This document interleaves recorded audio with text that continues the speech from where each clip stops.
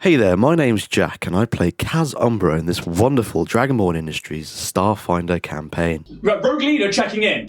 Red Falcon, live. The fat hamster, here. Star Fox in. Kaz the horse, Umbra, in. Okay. Just let us... You shouldn't call yourself fat hamster. There is none. Fluffy, how does that sound? Is that a lot better? Just gonna double check. We're gonna check with the mods and then we'll start this all over again. It's gonna be so You much. guys are nuts, but sound is all good, and I'm assuming the music is absolutely fine.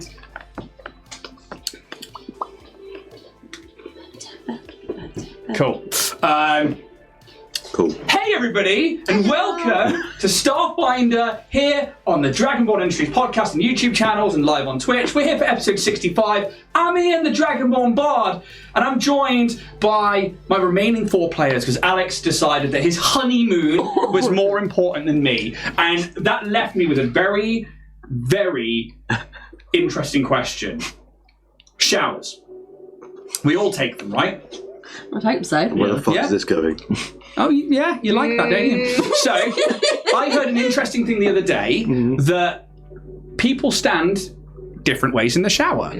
Some people like to face in towards the wall and towards the actual shower unit, while some people like to face outwards, and they have a preferred way of doing it. And apparently, it's down the gender line. Is it? Really? Yes, apparently so. Apparently, most women will face outwards, and most men will face inwards.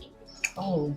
I mix it up. Yeah. Like, Yeah, I was going to say during on the her. process, I'll turn around. Yeah, I twizzle. Yeah, like a rotisserie. Yeah, exactly.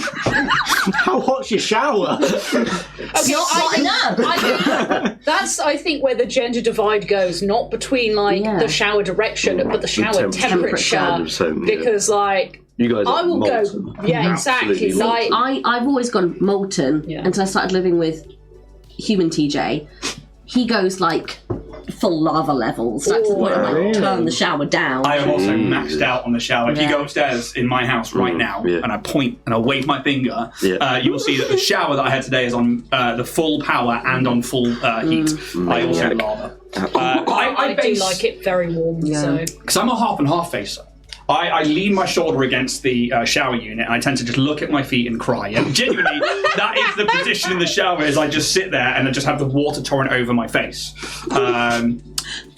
That's depressing. Yeah. I have to Sit say it. down, Sorry, right? mate. The water like rolling genuinely, over if I'm having a you. really bad day, I will sit down in the shower and I will just sit there. yeah, just a nice huddle. Yeah. Well, it's Like knees to pouring chest, Yeah, not it's just quite nice. forwards. Yeah. Believe it or not, yep, most showers. But so, do you guys like? You don't have to personally like describe the situation to us, but do you face in? Do you face out? Obviously, you like to mix it up, but like, literally changes as I'm Yeah. washing myself.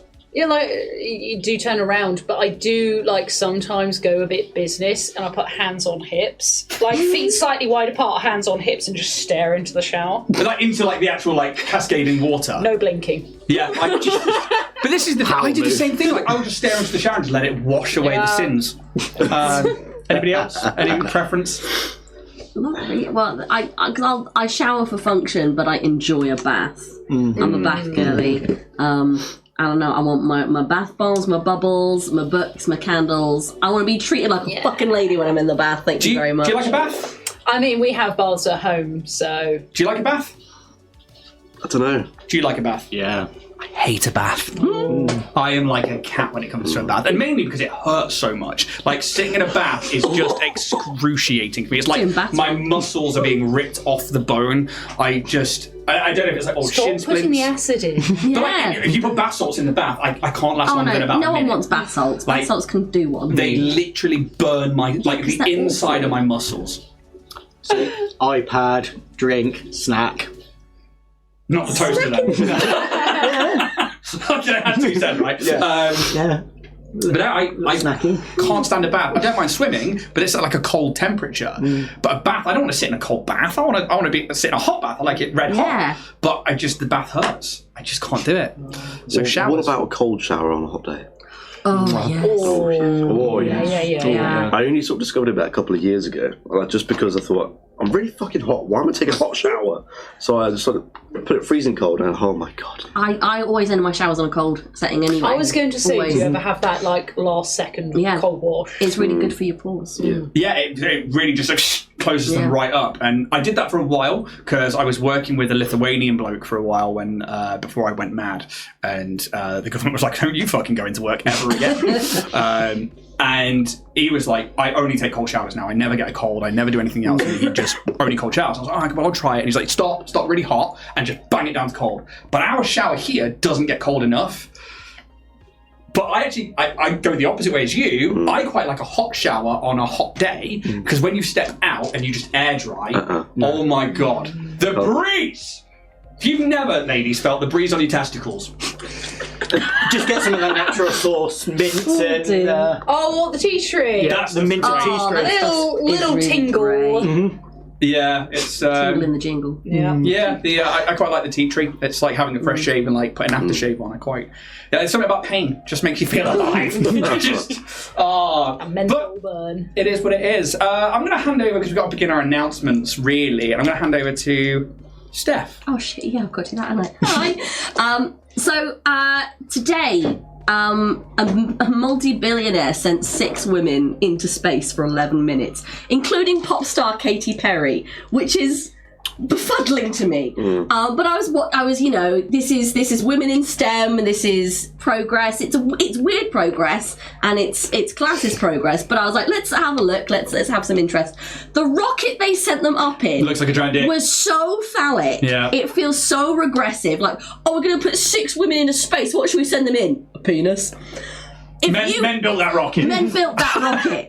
If you would like to get hold of a model rocket that doesn't look like a penis, or maybe does, no judgment, then you can head on over to www.warriorprince3d.etsy.com, where Rich has thousands of options to choose from, and I'm fairly certain he can find you a non-phallic rocket in which to print out in high quality 3D.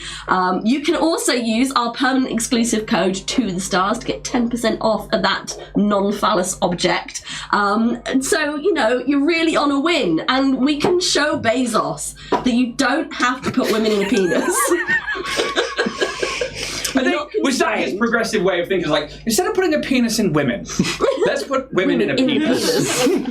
I don't know, but whatever it was, it backfired. It's weird, right? It backfired the minute they put Katy Perry in there. What was the point of this? I don't know. Was it for scientific purposes, or just like, it was part of his, was it Blue Origin or something like that? Origin, yeah. Right. Just sent them up for 11 minutes. But And I have a horrible feeling it's the start of a whole new society in space, but only for the rich and famous. A pop star, a journalist, a civil rights activist, a rocket scientist, and a filmmaker. So only one of them you want to be friends with, really. Yeah. which one? The rocket scientist, obviously, if shit goes wrong The in filmmaker. space. Like, who was the filmmaker, though?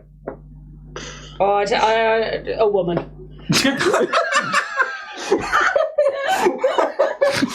Richard Iowani. So please go check out Warrior Prince 3D for all your 3D printing needs. Also, go check out Roll and Play Press. Roll and Play Press are a great little UK company that do amazing TTRPG-inspired books and toolkits that you can have behind your screen to save time and space. They're filled with tables that you can roll on if you're in a pinch and you need answers to questions that your players may ask unexpectedly on the fly.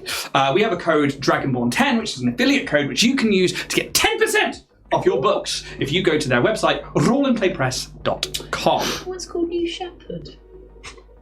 Is that the name of the... That's the name of the... No, there's... Shepherd was one of the first Americans in space.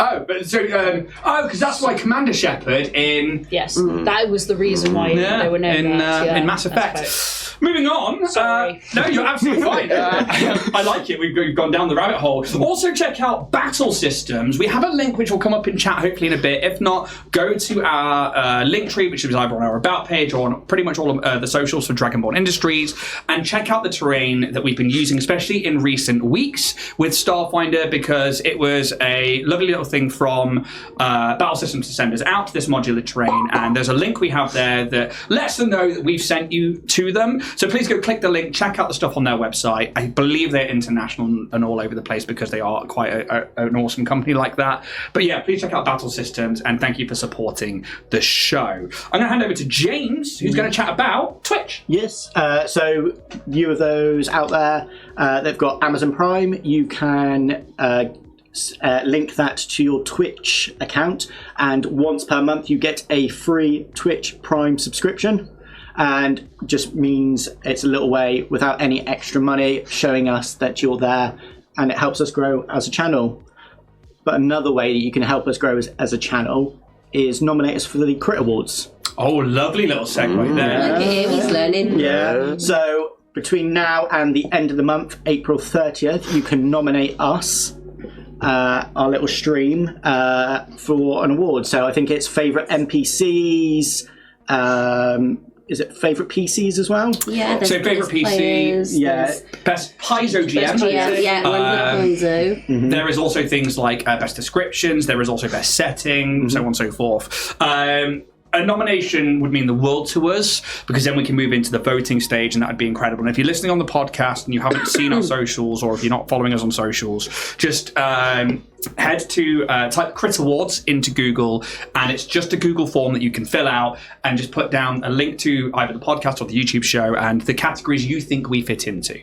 But yeah, thank you very much, James. Also, there is YouTube members, where if you would like some extra content, like today we released the Calyx pre-campaign interview with Tamsin, where they were designing their own mini, and we chatted all things Calyx pre-campaign. You got to watch me ZBrush. Yeah, but I found that one really, really interesting. Not like old versatile Jack over here. But no, there are a few members-only videos available so far. It's a couple of shorts, but really we're starting with the crew pre-campaign chats. This is like all the way back in October 2023 when we were just getting ready to start this campaign. There are 2 tiers currently available. One is the appreciation tier, where you don't get any of the behind the scenes stuff, but you can just basically say, I'm a fan of the channel, here's a little something every month. That I believe is $2.99 in the UK. And then there is the behind the screen tier, which is $4.99.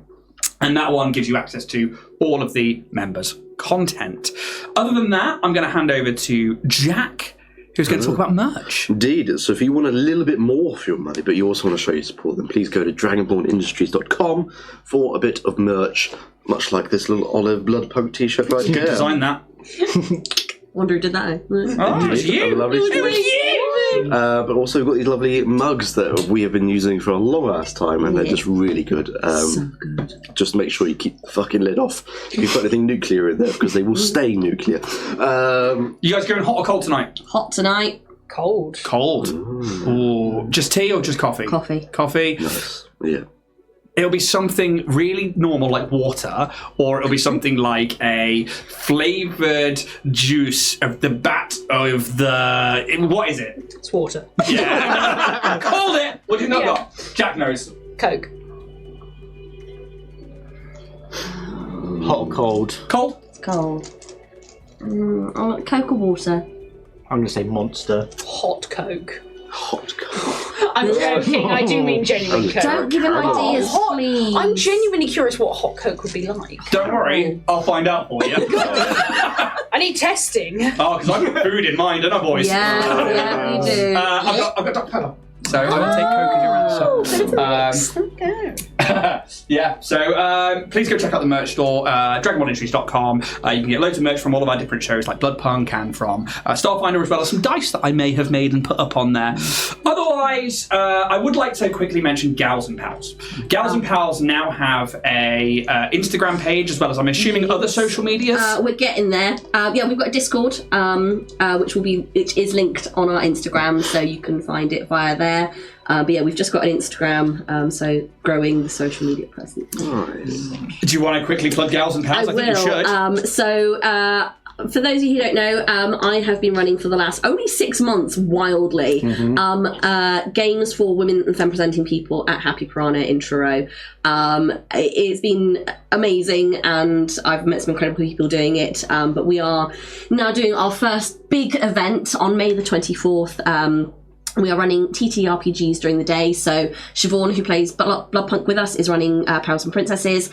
Amy, who is one of the people who's played Gals and Pals a lot and is a very experienced, wonderful GM, is doing a Wacky Races style D&D thing. Yes. And I am running a kind of short RPG that I have written called Cackle, about being a coven of hags, basically. Cackle and Pals and Princesses are sold out already. They sold out in the first 24 hours, which is insane, but there are still spaces for the Wacky Races. And then in the evening, we are taking over Happy Piranha to do a big slumber-themed party. So there's going to be like a chocolate fountain and karaoke and games, events, prizes. And we are raising money for West Cornwall Women's Aid, which is an incredible charity who support women and children across Cornwall and the Isles of Scilly, giving them support in situations of domestic violence and sexual abuse.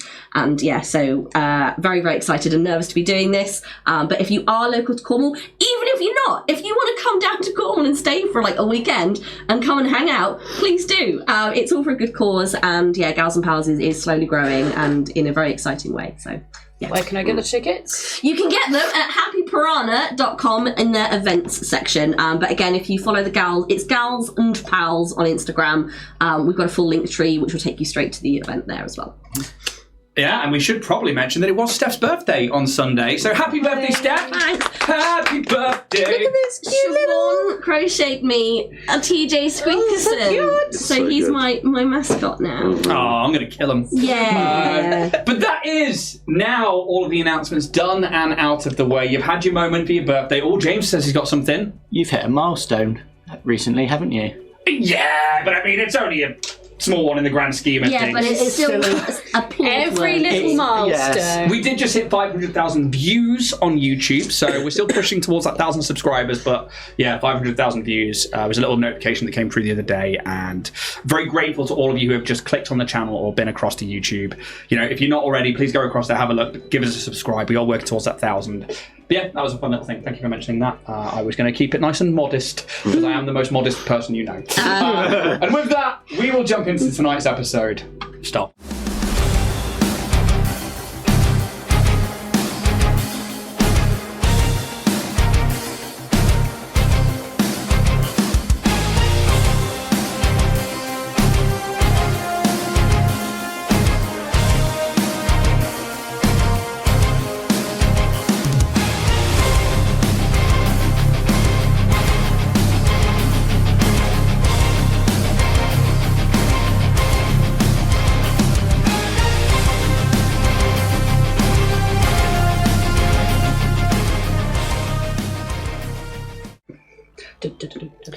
After their defeat of Nerafira, yet another of Dynatech's creations / projects that threatens the Pact Worlds at large, and the following galactic-shaking revelation that Dynatech Industries Internal Affairs DCI Gene Poach is in fact Investigator Jack Daw of the Stewards. The crew, under the request of Investigator Daw, exit floor 184 and go to enact an arrest warrant for Professor Nymbus Dyn, CEO of Dynatech Industries.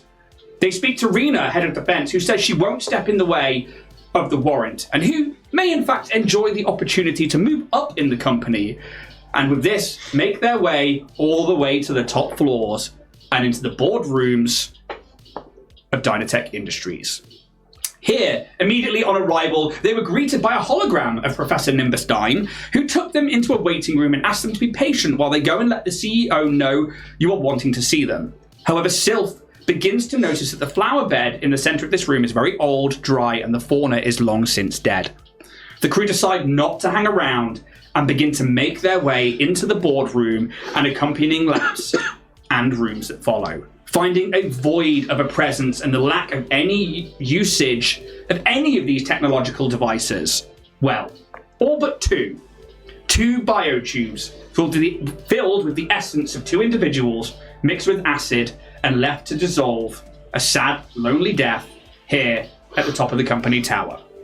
Lastly, the crew find another small elevator and make their way up into the penthouse, supposedly where Professor Nymbus Dyn lives and works as the company's CEO.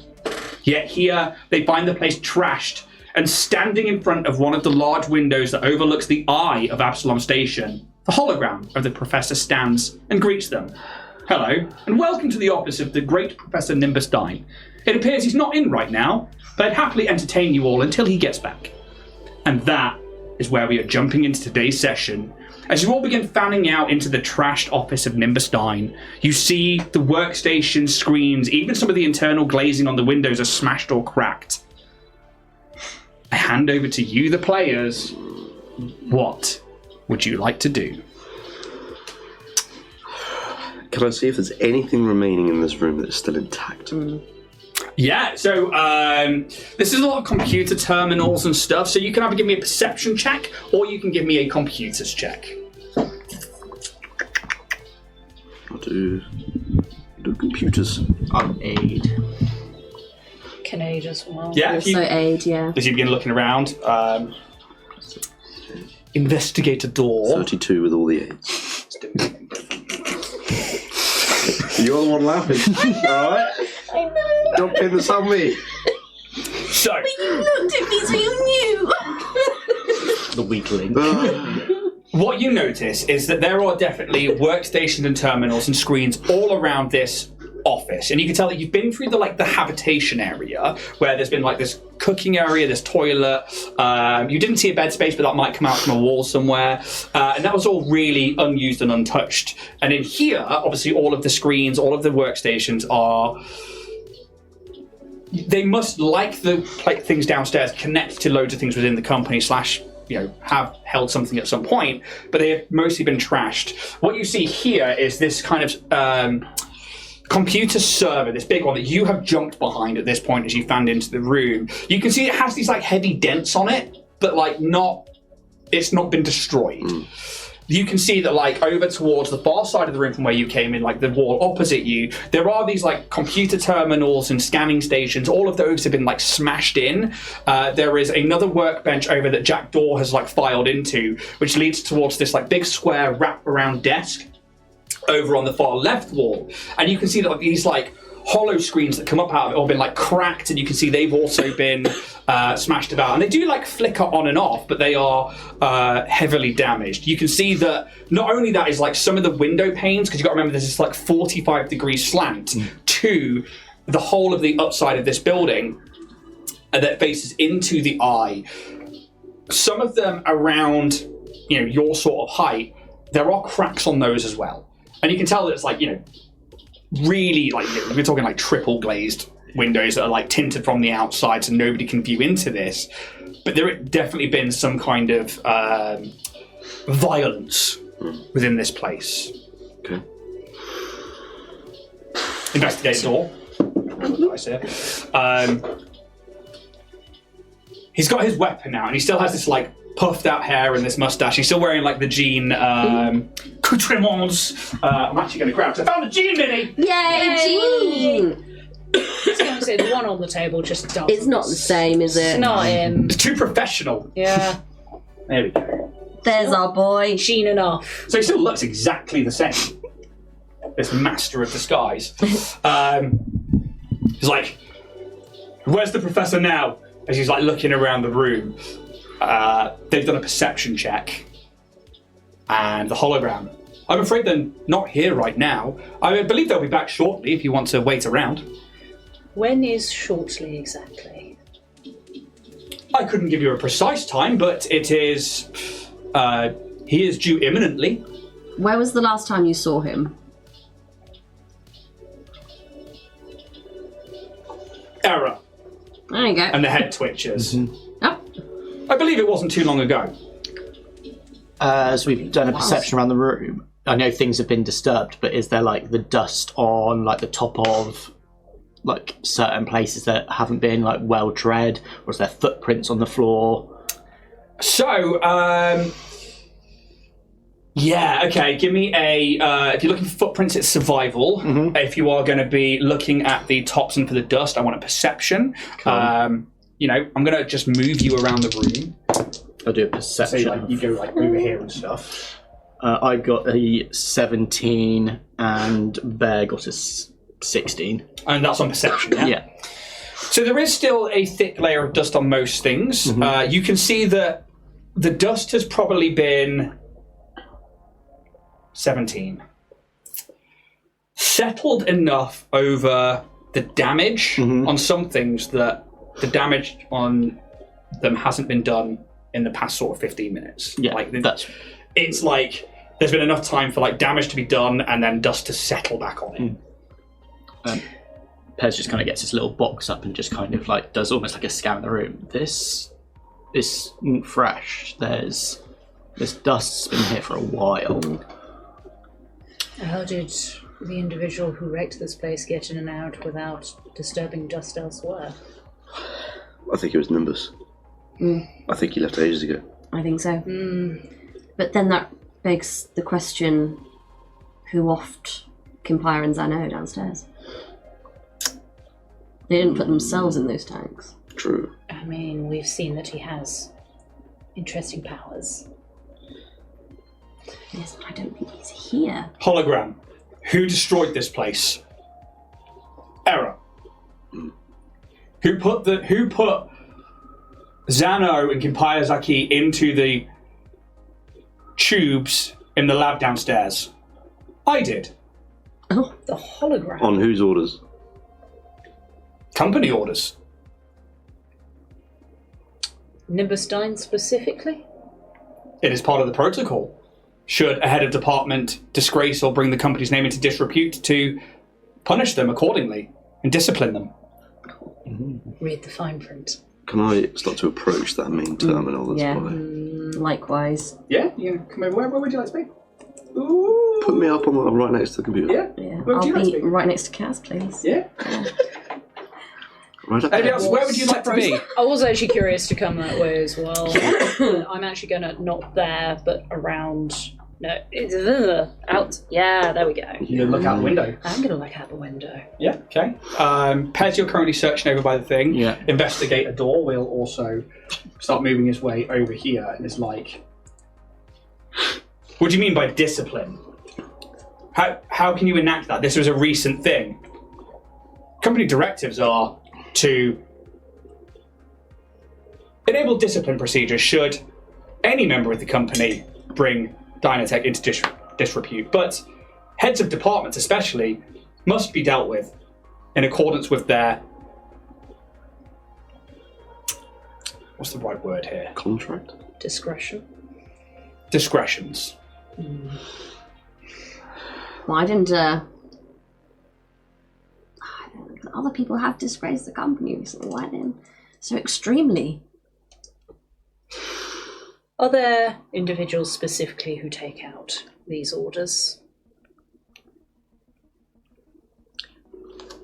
You are a hologram. You can't take out these orders yourself. You are not physical. No? Are there any heads of department who have tenure or certain privileges that others don't? All heads of department sit beneath the board. Okay. Who's Only on the board? Error.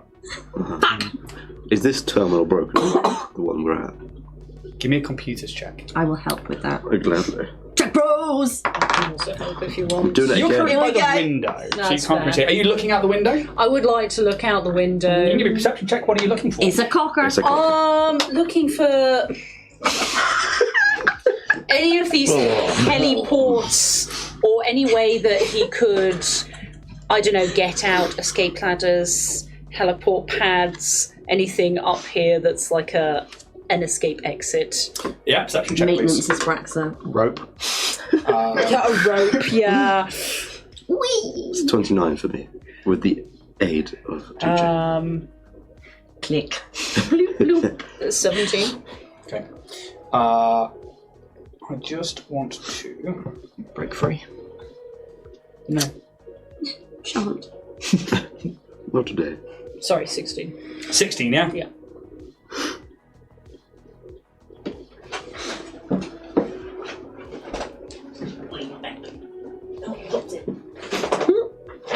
Oh no, he's gone and drop titty ass. Oh no. So, obviously this is like a luxurious and lavish villa, and you can see that the glass that you're looking through looks out into both space above, but it also overlooks like the plaza that was like specifically built for this building, and it sort of points in what would be a southwest-looking direction. With that description, with that number, you see it's got a good view of quite a lot of key places within the Eye. One of them being the Swordlight Citadel, which is the home to the Day religion, one of the biggest bastions of religion on the station, as well as the Arcana Miriam. And you can see that the actual building itself is in line with Bastion, which is obviously the home of the stewards. So it has like a really good look over the Eye, and it is one of the tallest buildings. It's very... I mean, you can give me a sense motive check here. For yourself, this is definitely a data terminal, but this is actually a holo projector. This is the actual main terminal for the holo computer, and it is not destroyed. It is in perfect working order. Not a crack on it. Okay. It's an 8. An 8. Yes, not too unbefitting of an affluent business building. I want to take a picture of the Arcanum and just send it to Lynch and just write looking small from here. Yeah, you can absolutely do that. Not a problem. It's just that. May I ask, Inspector, what is the arrest warrant for? Nymbus Dyn and the company have been dealing in experiments, in procedures, in creating technologies and devices that have put the Pact worlds at risk. They have both dealt with the smuggling of people from Aslanti space, as well as creating an AI that is capable of changing fate itself. They have directly violated the Pact. Nymbus Dyn is the head of this company and is accountable for the company's actions. Where is Professor Dyn? The professor's not here right now. But if you'd like to wait around, he's due back imminently. I think we need all hands on deck on this terminal. Where's the professor been? You see them like looking into space, but you can tell like they're checking things. You see like the data terminal in front of you begins to like move around. Error. The professor has to conduct experiments and business and tests. They will be back shortly. There's something wrong here. There's something that's being... Can you give us a date of when Nymbus told you this? You see them searching through their data vaults.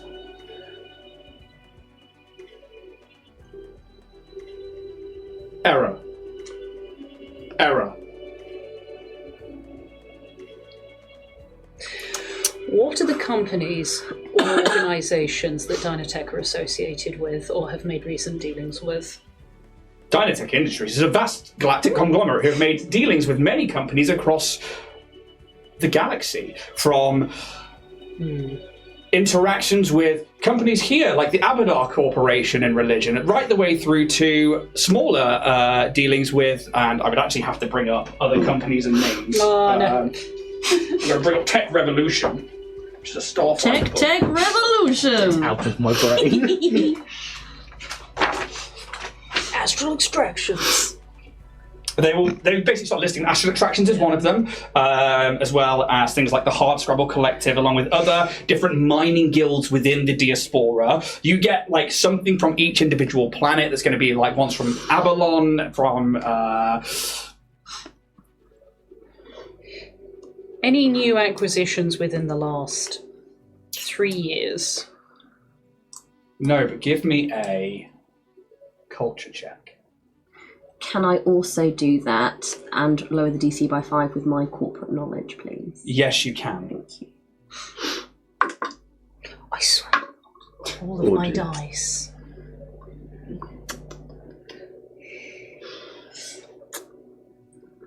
train you. Gosh, 7. Culture. Where's my culture gone? Oh, it's all the way up there. 27. Okay. It might not actually be in this book, the actual list of the companies might be more, so I'll get that for you later. But they start listing different companies that you can start definitely putting together with the planets they're on. So, like, there are, things like the closest planet to the sun is Avalon, I believe. Yeah, and this is basically a giant rock and metal planet because it's so close to the sun. There are even companies within the sun that mine the gases and mine things that are there. There is in fact an entire mining station within the sun. I can't quite remember the name of them now. Avalon is known for its minerals and its ores, and also for the creation of things like anasites and androids. Then you get Castrovel, where you can see that there are companies within Castrovel that seem to come to light, and they're just listing planets and names. Obviously, Absalom Station, there is a vast quantity of different companies, and even gone to say, and that is where Dynatech Industries first was created. They move on to like Akaton, and they talk about the junk piles there and how they even salvage things from junk and go to then repurpose them and rebuild them, which is something the founder always believed in. It's all of Akaton, eh? Verses and how they deal with the side of the planet that's not tidally locked towards the sun. They specifically mention with companies that deal with starship travel and these like cruisers and stuff. And you've seen the cruise lines, but they don't mention the dry side of the planet, the sun-facing side. They talk about the Idari. They mention that the Kasathans often want to trade and they bring things from other worlds. They talk about the Diaspora and the many mining guilds that are there. Eox and the trade that they have with things like the Bone Sages and other companies there to work on necrografts. Leovara, who is this big gas giant, and how they mine and cultivate gas for fuels from there. Bretheda, which is a water giant with loads of moons around it, and they have a lot to do with fashion there. And you think back to like a fashion piece you heard on the news many months ago now about a fashion on Calo 5, which is Calo Mahoy, which is a moon city on the moon there, and then Octurne as well, but they're only looking into mystical things there. It's not actually a company that they work with or anything. But they specifically don't mention any companies of Triaxis. That's what you get from that culture check. Okay.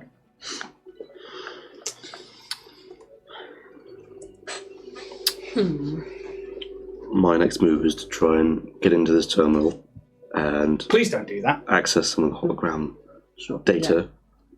Anything that's maybe locked behind firewalls and that kind of thing. This terminal is my hollow projector. Understood. I would ask that you please don't do that. I'm afraid we're under the orders of the stewards.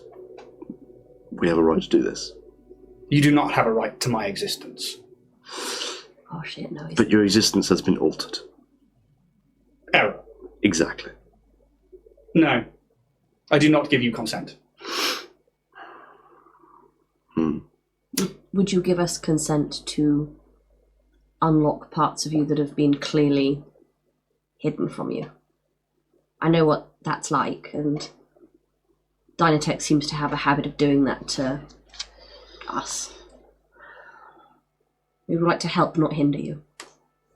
I do not consent. Cool. I have an arrest warrant from the stewards. If Dyn is not here and you have potential information inside you as to where Professor Dyn could be, I would like that evidence. No.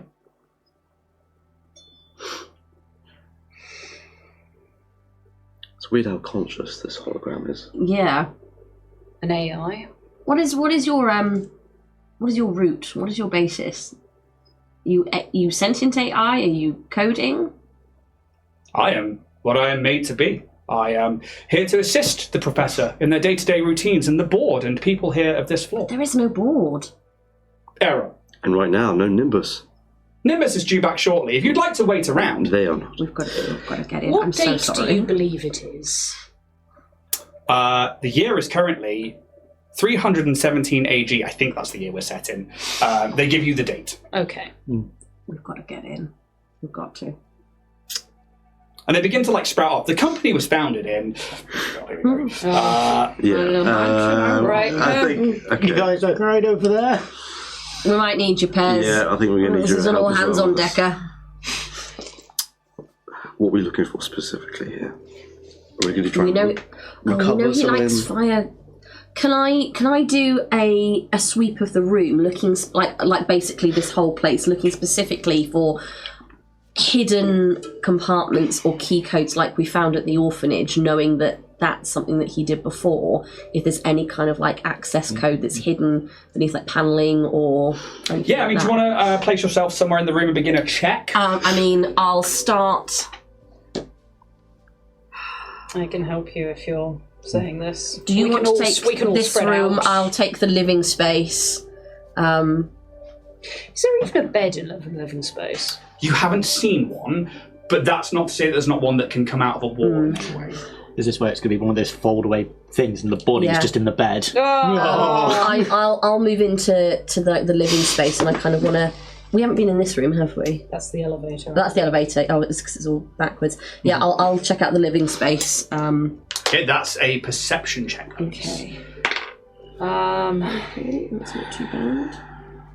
I can look around this octagon if you want to look Yeah, spread out. I'll have a look a bit more around here. Yeah. Yeah? 26. As you start to look around the living space, yes. Please do make yourselves at home. Yeah, you probably find that across the far wall over there, where the actual tile is slightly out, there is a bed, and you can actually find the panel and activate it. Oops. Still on the bed, That's Dragon. you. That one. It's that little computer. It looks It's a like wet room Wet. for showering and stuff. If you want to take that one that's slightly out. Nope, next This one's one? that one, yeah. Ooh. And then just put that one in its place. It basically like opens up a compartment, and it's sideways on. Oh. If it will fit, I'll get you a different one if it won't. Just about. That's fine. So it opens, and you see that there is like a bed living space in there. It's also like quite well guarded and protected, but it wasn't locked or anything like that. But yeah, you find this like sleeping area. Seems clear. The bed is really neatly made. It seems that like you think that when it closes, there is some kind of automation to it that then strips the bed, cleans it, because it is quite clean in there. Okay. Found a bed. No old man though. Shame. Shame. What's happening over here? I'm looking around at all these desks to see if there's anything that's been missed, because it looks like a bit of a rush about how they tried to destroy everything and get out, whoever it was. Just to see, like TJ was saying, if there's anything secret, anything that's still active that I can use. Yeah. That's a 33 on perception. Yeah, okay, so as you like move around here, you see like all of these different stations. You like see that like there's still this glass, and all of it is just like shattered, and it still has this like thick layer of dust on it. So it's like it's clearly not happened recently. This has been something violent has definitely happened here. There are definitely like dent marks and stuff like that. Can I also look for bullet marks? You can indeed, and with that check, I will tell you there is no bullet marks.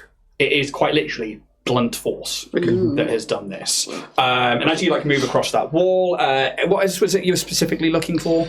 Just any bits of useful information, secret compartments, any terminals that may still be active and usable, anything to kind of my advantage to access, rather than being things that are dull. What did you roll? 33. Okay. Nothing across this wall that you go down here along your check. Sylph, what are you doing? Kind of the same thing, but in the octagon. Yeah, okay. Perception check. Shitty dice. It was a 13. Okay. This is clearly a beautiful viewing platform. Obviously, it's designed to look out over the eye. And this is definitely affluent. It is, a position of grandeur to look over with your import across the eye of Absalom Station. You don't find any secret terminals or any secret compartments. You can see that there is this, sleek design to it all, but nothing overly excessive. Could I also try detect magic? Just in case. Yeah, you can try detect magic as you. It's a cantrip for you, isn't it? It's a cantrip. Yeah, you cast detect magic 60 and foot. minus whatever you see on your friends and what you see around. Nothing in particular. What about Pez? What are you up to? I am going to go over to the ones with like the holographic screens that keep flickering. Yeah, so the actual main table itself. One of my things as a space goblin, Spoblin, is Tinkerer. So anything that's considered in the broken condition, I can repair a single piece of equipment. How long does that take? It says the item then becomes unstable for 10 minutes and retains the broken condition unless fixed.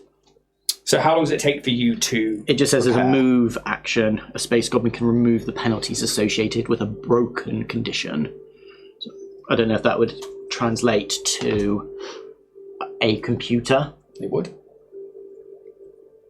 Should do. Because if it's flickering, it means the light's on, but the screen's... But nobody's home. Give me a perception check while you were over there. 27. I've got the cold medicine, Luke. Please.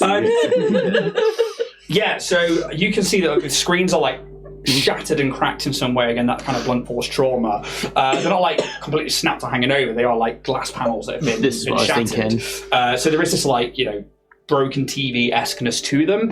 And yeah, you begin to, as a movement action, go, all right, fuck it.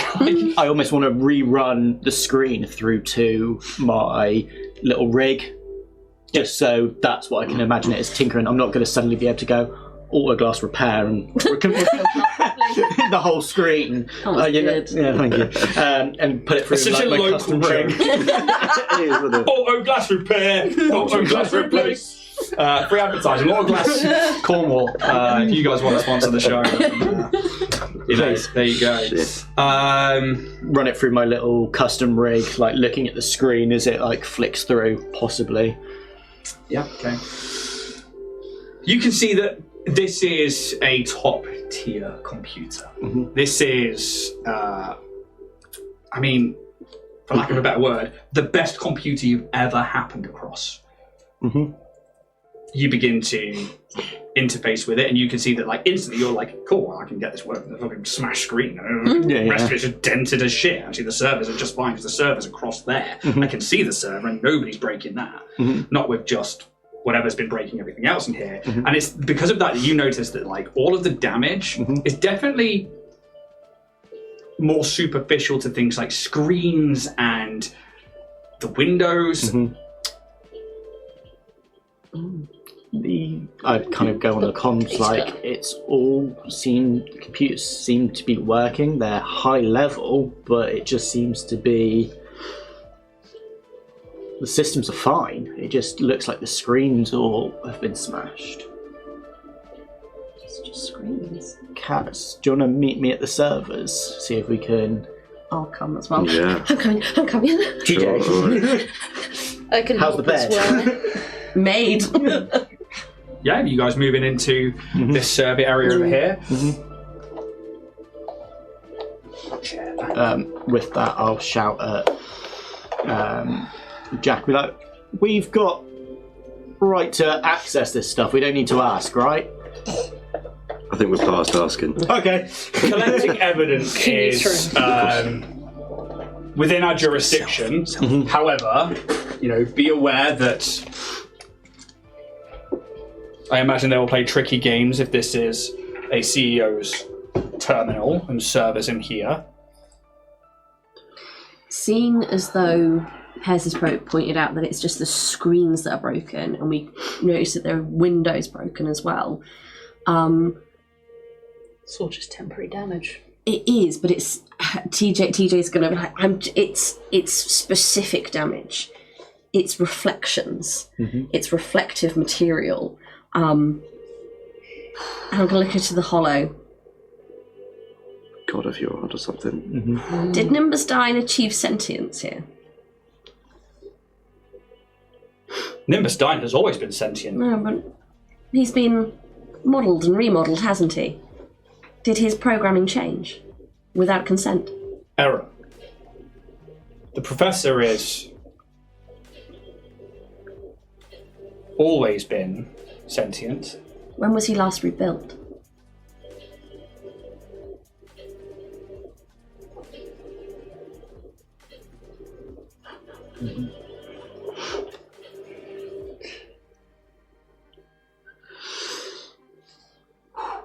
It is not a question of rebuilt.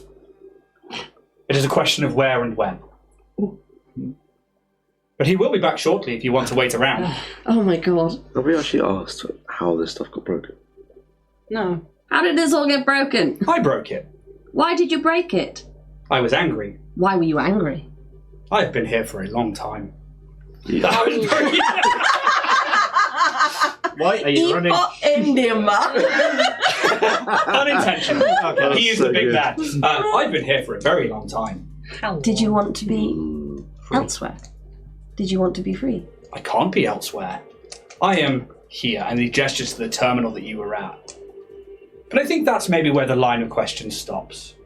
And the doors There it is. all begin to close. The professor will be back shortly if you'd like to wait around. We can show you the world. I can show you the world. Upstone Station. Without the professor's authority, Follow. I cannot allow you access to the servers. We've got a warrant. You would have to talk to the professor about that. They'll be back here shortly. Can I sense motive that? Are they lying? You can give me a sense motive. Okay. Right.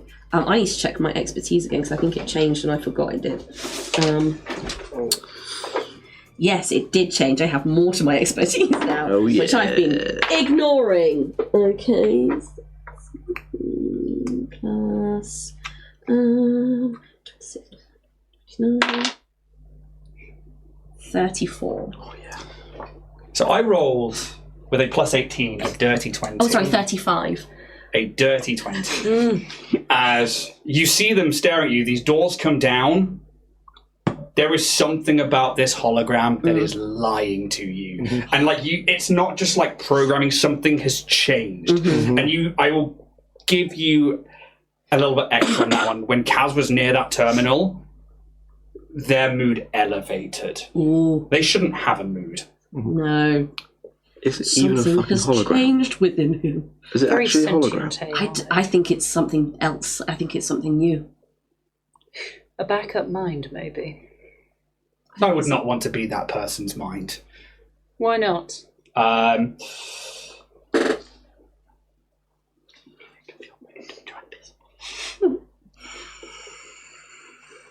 They have discarded us for long enough.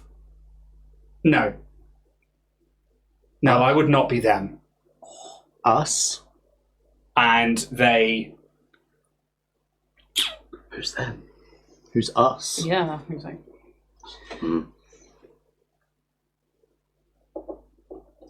They fly across the room, and you see like the pixels break apart as they go through their own terminal, and they just come forward, and a fist comes towards you, and it, well, let's find out if it makes contact. Let's go. There's a 13 on the still dice for a fatigued. total of... Oh no! Yeah, sure. Why are you fatigued? Because they're fatigued from the Nerafira fight, and it's not been 24 hours. Yeah. Jack's fatigued just thinking about it. It's my cold adult brain. Yeah, fair enough. The math is matting now. God damn. Let's do that. That is a 13 plus an 18 to hit. 2. Your... KAC probably. I mean, it probably is. It is Just say actually well. KAC, yeah. Yeah, so yes.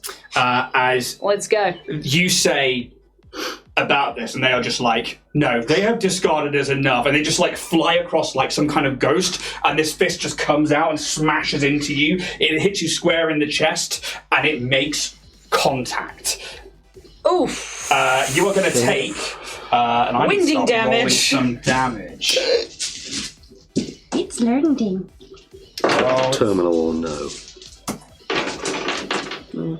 Yeah. You're going to take max damage. That is 20 points of bludgeoning damage as you get punched in the chest. It's like, I have had enough of waiting! And just gets Why? irate. The lights in the room flicker. You see like their eyes glow. I need you to roll initiative for me, please. She. Swear to God, I like rolling high initiative.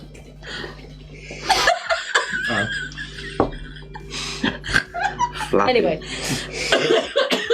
The training is slowly working. It's slowly getting a bit tighter. Okay, so I'm going to start with Pez. 26. TJ. 17. Calyx. No, Sylph. 12. Super. Drip. I need to change your name in that. I don't know why it came up as Calyx. Kaz. 19. And Jackdaw.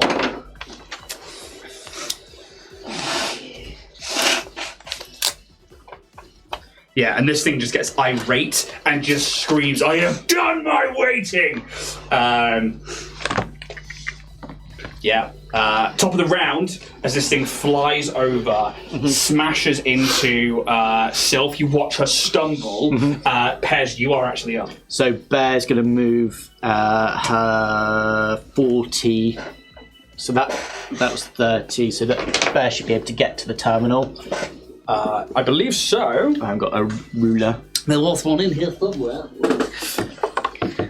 30 puts you just there. He's dead, well done, guys. That is how Level up. Level 9, is it? And then 5, 10. Yeah, you get over to the terminal. Leave that alone! You're just going to see, almost as as Bear's travelling, you just see goggles kind of come down over Pez, and you're just going to see him pull out like a little controller from his custom rig and literally just start putting in the Konami code as quick as he can. Cool. Tell me what you're doing. I'm going to try and remote hack. Okay. And because I'm using my controller, it goes down because it's my profession. Oh, Jesus Christ. 24.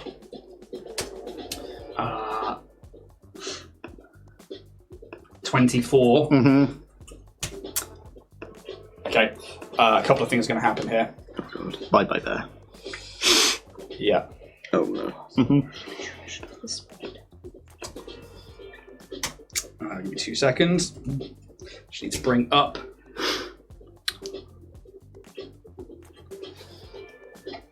Okay, can Bear make me a reflex saving throw, please? Reflex. Yes. 19. Oof. That is also Jackdaw, Kaz, and Pez. You fucking what, mate? Reflex saving throw, please. Roll. Normally. Thank you. This feels like Jackdaw music. It is, totally. That's a dirty 20 for me. Okay. And Pez. Oh, was Pez included in it Yep. as well? Okay. So that was 31, 35. Lovely. So you succeed. Yep. You got a dirty 20. You also succeed. Bear got a... Bear failed. If they got less than a 19, then yes, they failed, and so Yeah, it they did. got 17. Jackdaw. Okay, cool. As you watch a massive surge of lightning. Oh no. Is this because you didn't roll high enough, or...? You don't know. So, 1, 2, 3, 4, 5, 6, 7, 8, 9, 10. 6, 10, 4, 5, 6, 7, 8, 9, 10. That's 20. That's another 10 for 33, 4, 5. 35 points of electric damage for those of you who failed. Half that for 17 for those of you who passed, as this line of electric surges out of this terminal, as this hologram is like, "You leave that alone!" And it through the room. Jackdaw takes all of that. And it looks bad. You just hear Bear go, How much HP has Bear got? total 70. Oh, lovely. Have they got construct weaknesses at all? No? Okay. Kaz, you also take half of that damage, so 17, as this line of lightning through the room, and they are like... Yeah, you can just see them irate with this like rage as they're like coming back from this punch on Sylph. Yeah. Anything else from your turn, Pez? That's everything. That's my move and my standard. Okay, so they are not dumb. They can see that Pez just sent that over there. Sylph was the one that asked that question. What did you ask? Don't even remember now. I think they'd actually... I mean, you asked a pretty good question. You all did. You asked a ton of questions. But you are going for that terminal. Yeah, so... Pez, on their turn, they will... Let's just double check what they've got. As they are going to... Yeah, they are going to easily move across to over here. That leaves, or moves through a threatened space of yourself. If you've got a melee attack you can make. Jackdaw goes to swing around. About ribbon. I can do an unarmed... no, because that's not a reflex, is it? That's No, it's a melee attack. It's an attack of opportunity if you want to take one. He will use the battle ribbon with a 22 against KAC. And you see, like, it like spins out, and he's like, fuck! And you watch it just like passes through them. Doesn't seem to do any damage, but it does seem to hit. Attack of opportunity? That's a 10. No. Nope. They're just too quick for you. They move across to where Pez is, and it's like their pixels like roll and move as they like fly over to you. Their form, just in this state of quick movement, looks like it shifts. You don't think that's a change of form or anything like that. It's just how pixels sometimes go from the projectors around the room. They are going to attempt to strike at you. That is a total of 19 plus 18. Match boy. 37. 37 to hit. Yep. Okay. Still got it. Yep. That is going to be... oh no, it's a D12, not a D8. It's not as good as the last one. That is going to be 15 points of bludgeoning damage as they like come in and just like smash into the goggles on your face, and they are like, leave that alone! And Was that 15? Did you say? 15 points of bludgeoning damage. Which I have resistance to, of DR of 3. Nice. Is that because of Bear's new upgrade? No, that's because of my armour. No. Lovely. Very nice. So would that take it to 12? Or Yeah. It takes down by 3 points of damage off. 1, 2, 3. Then they will carry on their movement over to here. Did Jackdaw's attack go through the... Yes. Through them? Good. Literally, like, you saw it strike, and the pixels just like it just like broke the pixels apart and went through them. Kind of like an incorporeal creature, like a ghost or something like that. That is the end of their go. Yeah, that's all they're going to do there. As we move into the next turn, as Kaz. Shit. Okay. I think... Pez, I'm going to buy you some time. Keep doing what you're doing. Okay. Okay. Okie dokie, Dr. Jones. Hold on to your potatoes. Okay, Kaz. I like give him a little pat on the shoulder. I was like, Don't touch me. Don't you fucking touch me. You can give. Bastard. Oh, actually, Pez, you could have made an attack of opportunity as well as they leave your space. If you'd so like to. Yes. That's number Would I one. be able to use a gun, or does it have to be... It has to be a melee attack. Okay, I'm going to use my Inferno knife. That's 31 to hit. EAC or KAC? It's analog, so I'm guessing KAC. Okay. It hits, but they are immune to physical damage. Because they are technically an incorporeal creature. But it would hit. Mm-hmm. Kaz, carry on your turn.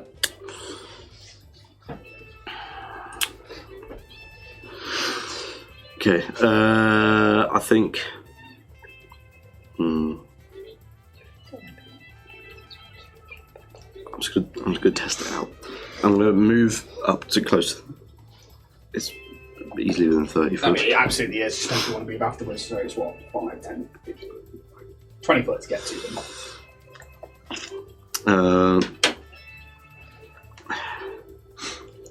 I can't remember if I said I had my sword out this entire time or not. When you came up in the elevator, you had 2 sheath rays activated, and one of them definitely was your sword. Because I made the joke that you stabbed TJ in the back of the head. Yes, fair enough. Cool. In that case, I can't hold my action, can I? You can hold an action. An action. I can remember if it's full turn or... So you can delay your turn, which means that you end up going after somebody's initiative order, or you can hold your action for a triggering thing. But obviously it still does change your initiative count. I will hold my action Yep. until such time that they try and hit me. In which case I will strike them. Yeah? Hoping that, because when I've seen them become more physical when they hit, I'm going to hope that me striking at that moment will be effective. I don't know. So that's my turn. Okay. You move up and you start getting this strike ready, and you can see that eyes are just fixated on Pez right now. TJ. As my move action, I'm going to, with my microphone, I'm going to boost it. So I'm going to twist the bottom, and this kind of, I think there's a blue glow around the base that starts to kind of emanate. And I'm going to use my new envoy improvisation, Doom. And I'll say, I'll kind of puff out my cheeks a little bit, make myself look a little bit bigger. Whoever you are, whatever you are, know this and understand it to be true. In this moment, we will have no hesitation about bringing this place to its knees, entombing you within. You will not be the first creature of this sort that we have eviscerated on this day. But if you work with us, please know and understand, we're not trying to hurt you. We're trying to help you. So that requires a bluff or intimidation check from myself. It's just a mind-affecting effect. It's language-dependent, mind-affecting, sense-dependent. Don't worry about it, they have construct immunities. That's fine, but I'm doing it anyway, more on the fact of trying to get through to it. I thought that might be the case. So I'm doing it more as a sort of, talk to me, bro. Cool. But now I know that, and that's good. Yep, you've learned something from that. Yep. Unfortunately, you see that it doesn't seem to register with them. They don't even look your way.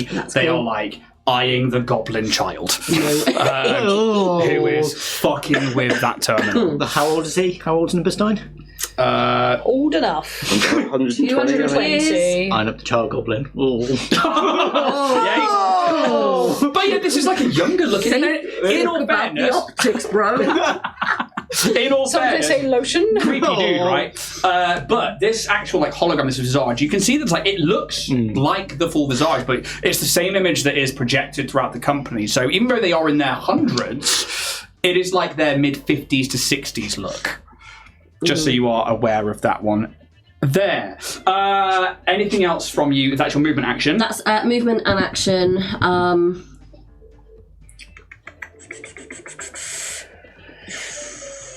I think that's everything from TJ for now. Okay, so next up on the chopping block is Jack Daw.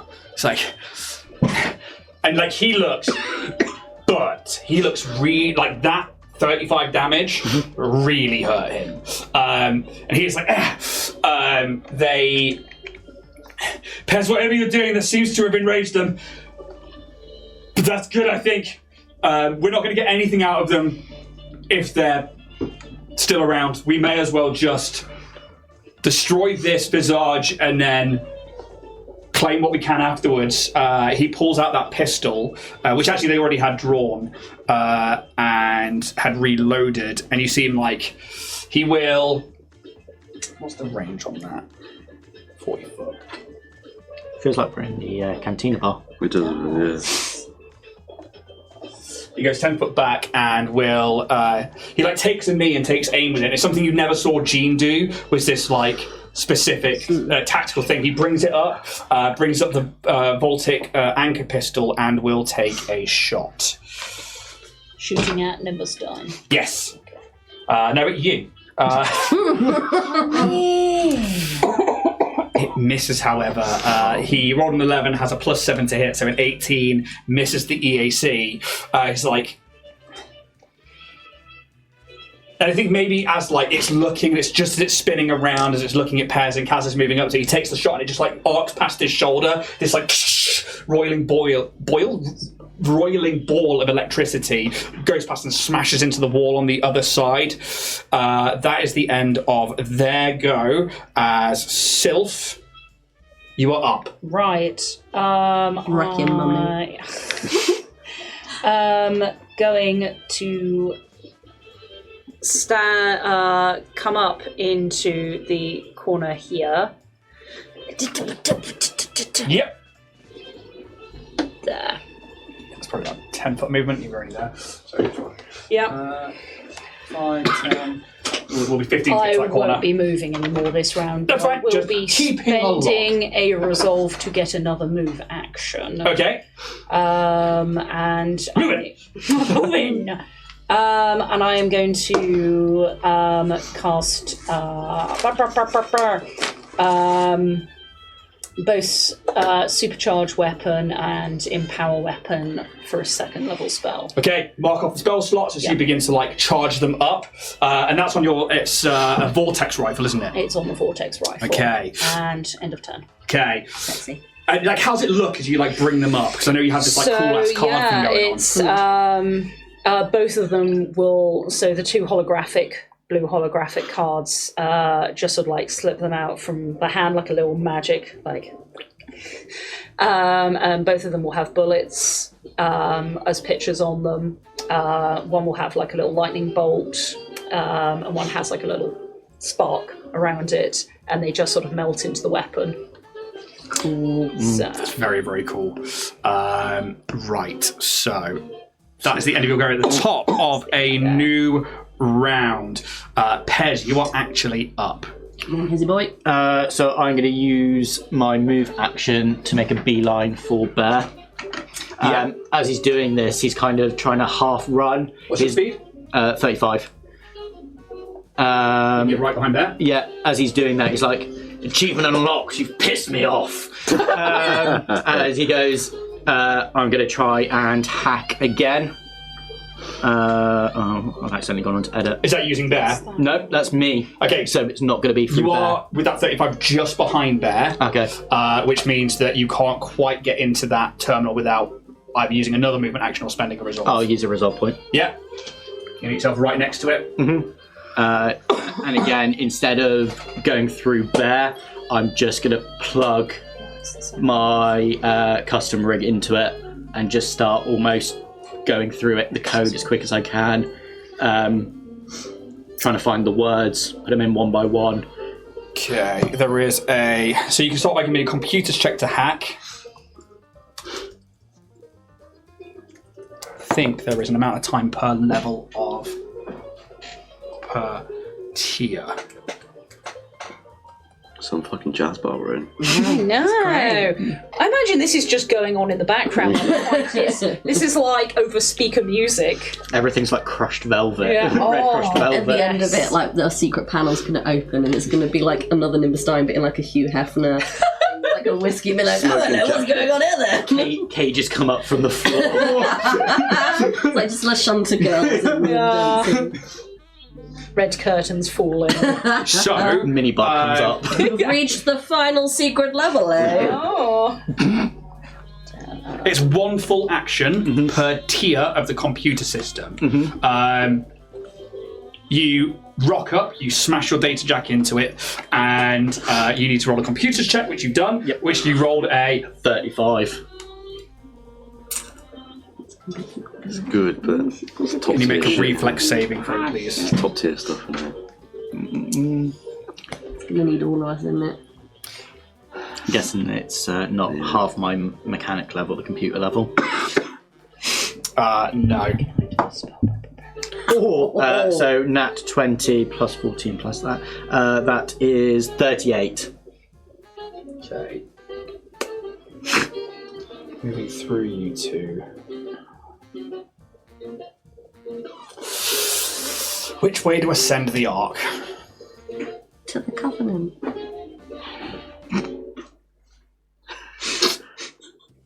Alright, Indiana. How's TJ looking?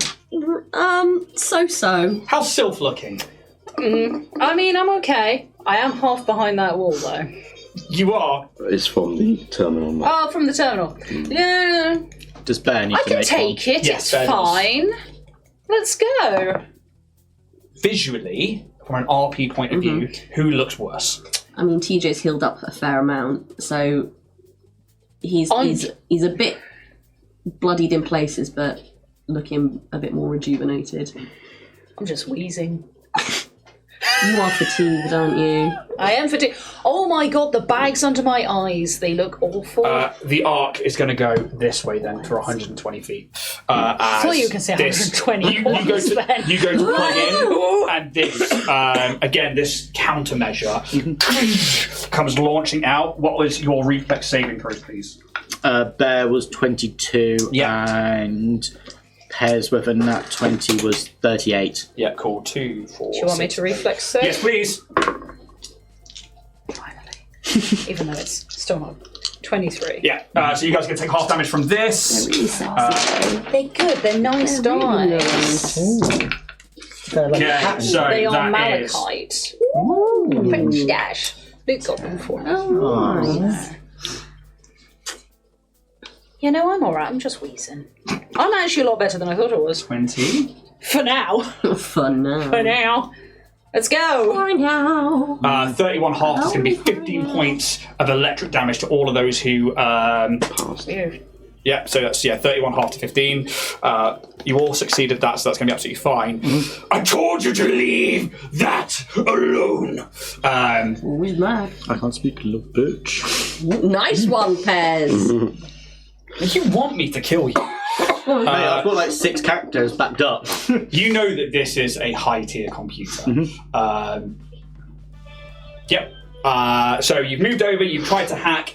Anything else with your swift action? No, with my swift action, I'm going to get Bear to... He can move on his own. And then AI action shoot. So I mean, like, Bear gets to move and take a shot. Yes. Where would you like him to go? He's just going to go just past Jack there, and you're just going to see Bear kind of start almost like barking as you just see this gun kind of come out from underneath, and just almost like the energy gets pulled out from these 2 batteries on its side, and it's just going to try and fire its arc pistol. Who gave that dog a gun? 23 EAC? EAC. Hits. Roll damage, please. So that is 7 electrical damage. Halved to 3. Oh no, I've just accidentally got rid of all my battery. So what you see is this like pistol launches out, fires out, strikes into the hologram. You see like those pixels react, and it takes them a moment to come back, like it has taken damage. But not unlike other incorporeal creatures you've met in your journeys, it's not the full amount of damage. Do those pixels behave similarly to the way we've seen nanocytes behave, just in their movements? You can give me a... Now, what are nanos? engineering or computers check. Okay. Okay. Is that the end of your go, Pez? Yes, and bears as well. Okay. It's Nimbus's go. It's 30 on computers. No, they don't. Okay. It's almost like they behave in a way that is programmed to look aesthetically like that. Even when taking damage, it's very much, Yeah. you know, Someone's spent time making that programming that. thing. Yeah. Let's have a quick look at their movement. Oh, he's pretty good. No. Okay. Kaz, they go to leave your threatened space. Get him, Kaz. Get him. I'll give it a go. I don't think it's going to do anything, but it is 16 to hit. Misses. As again, you go to swipe, but they're just a bit too quick in their rage as they move. They hit this wall here where there's the glass, and they disperse in pixels and appear over here. And then Jump scare. manage to get right behind Pez again. They do once more leave a threatened space of yours. Sylph, you've had your turn since then, so if you would like to make a melee attack, you can do. To use your reaction. I mean, I can't. Depends if you want to save your reaction. I get the feeling I probably wouldn't, because I'd probably just be so focused on that direction that it's appearing there. I'm like, So it's like, What do you it hits the terminal and the wall over here, and you're watching it, you're tracking it to take that shot. You watch the pixels break apart like you saw in the lobby in that waiting room of the board, and then it seems to like materialize up from the floor in these like building pixels as it stands through I'll there. be honest, in the surprise, and also having just like, before, I think I'm going to save it for now. And you watch, it's like, it just looks at you as it walks past, and then its eyes just refix back on Pez. I'll kill you, you filthy little goblin. It runs up behind you and is going to make a strike on the back of your head. That's Mr. Filthy. Oh, that's out of the tray. Shoot. Oh my, is that a stage name? I mean, it's a 17 plus 18. I'm pretty sure that's going to hit. Yep. The hologram or the terminal? Terminal? Yeah. With my D12. I mean, that's... So we're just going to just destroy it. Yeah. Wait, I got my 12. There you go. Oh, I got one here. Fine. I need your help. Oh, it's still not as good. That is going to be a total of 70. 8 plus 5 is 13 bludgeoning damage as this fist hits you in the back of the head and just like rocks your world. They have no more movement left. I don't think they've got any swift actions. Harder. Stronger. Better. Faster. I don't have any of those.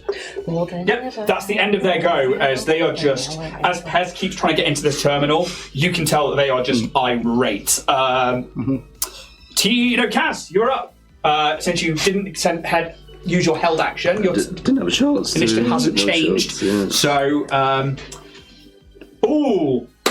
you couldn't have taken a reaction, because you were using your reaction to trigger your... That's fine, nothing happened anyway. No, but So- just housekeeping for future... cramp in the neck! Cramp in the neck! Silly. 10 times! Oh, ow, that really hurt. Okay, It's your go, Robot. it is indeed. You okay? Maybe take a read on that one there. Need some more water. I will use a nanite surge Okay. to change my gear array to something else as a swift action. Yeah. So, sword disappears, a new rifle appears. A new rifle. One that we haven't seen before. Does it look like It's like green sort of pipes running down the side of it, and it has these two prongs that are at the very end of the barrel, and they kind of hook in. It's quite sleek.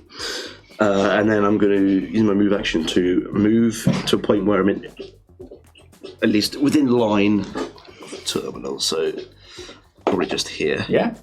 And I believe that's definitely within 60 foot. Yeah, absolutely. Let's see how far you moved. 20? Yeah, 50, yeah. I will go to shoot the terminal. Okay. Make the shot.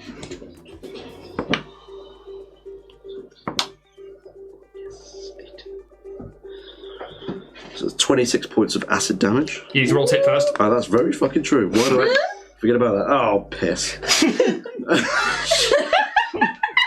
was wondering why you were rolling a d12. And then I've got a cold, man. Special ability. I was like, Fuck, 16 hit. I'm going to double check that.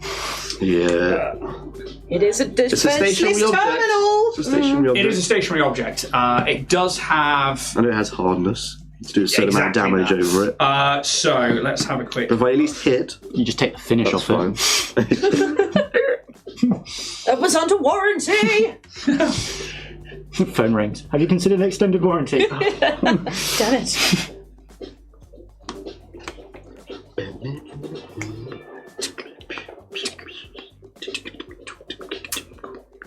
I would have thought it had been on this particular page. What are you looking up? Terminal hardness. Yeah, basically it'll be a particular...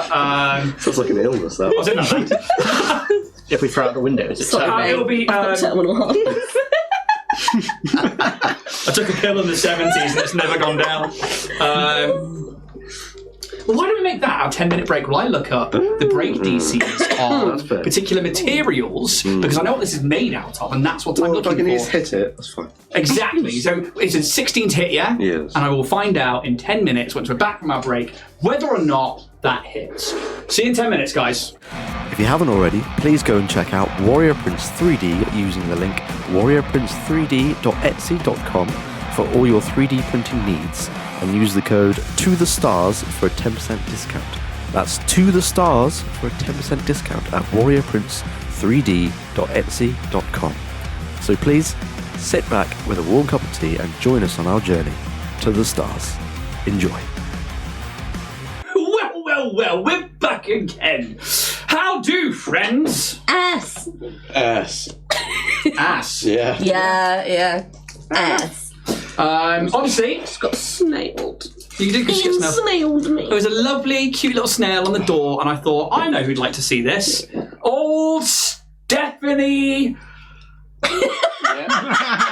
Carry on. Come on. We've never announced your surname on the stream, so I don't want to just... No, what? No. That's all right, I don't mind. I thought you meant Renshaw.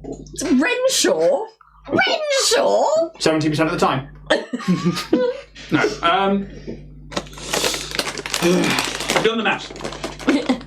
The numbers are there. Good. So, there is particularly, and we'll talk about where I get the maths from and stuff like that. So I've used Archives of Nethys, and I've used the books, or authorised places to get your Paizo maths from. So, first things is, obviously we're looking for the AC. The armour class of an unattended objects are easier to hit than creatures because they don't usually move. Usually. But many are tough enough to shrug off some damage from each blow. An object's armor class is equal to 10 plus a modifier due to its size, see table below, and armor class of objects, plus its dexterity modifier. An inanimate object has not only a dexterity of 0, a -5 modifier, but also an additional -2 penalty to its AC. Furthermore, if a creature takes a full action to line up a shot, it automatically hits with a melee weapon and gains a +5 bonus to an attack roll with a ranged weapon. So if you spend your full action to line up the shot, and then your next turn took the shot, you get a +5 to that shot. But the AC of it is going to be 10 plus a shitload of minuses. So it's going to be, that 16 is probably going to hit. They then have hardness, depending on obviously the material's resistance, and then it has an amount of hit points depending on its level. It has a base HP plus its times its item level.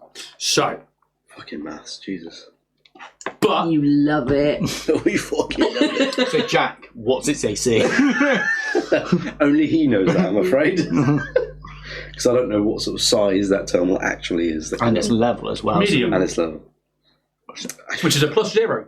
Well, there you go. So With that's a -5, this is 5, -2. Oh, yeah. 3. AC of 3 to hit. Wow. That 16 is going to absolutely... Blow his fucking brains out. Well, you say You're that. only meant to blow the bloody doors off. So it then has a hardness, which is dependent on a certain amount of numbers, which is, in fact... Is it terminal hardness? And only damage in excess of its hardness is deducted from the hit points the object's hit points. On average, a sturdy piece of equipment, such as a weapon or suit of armor, has a hardness of 5 plus 2 times its item level. Any other piece of equipment has a hardness of 5 plus its item level. This is not armored, nor is it a weapon or anything. Therefore, it's only 5 plus its item level. Which is 8. so 13 hardness. Which is a tier 8 computer, which tells us another number. The DC to hack into a terminal. Where is it? 40? 45. Jesus. We were never going to make that unless we fucking rolled a nat 20. Plus 8. Which we have done before. Yeah. We have broken into a tier 8 computer before. When we had What was time. it, 35? Yeah.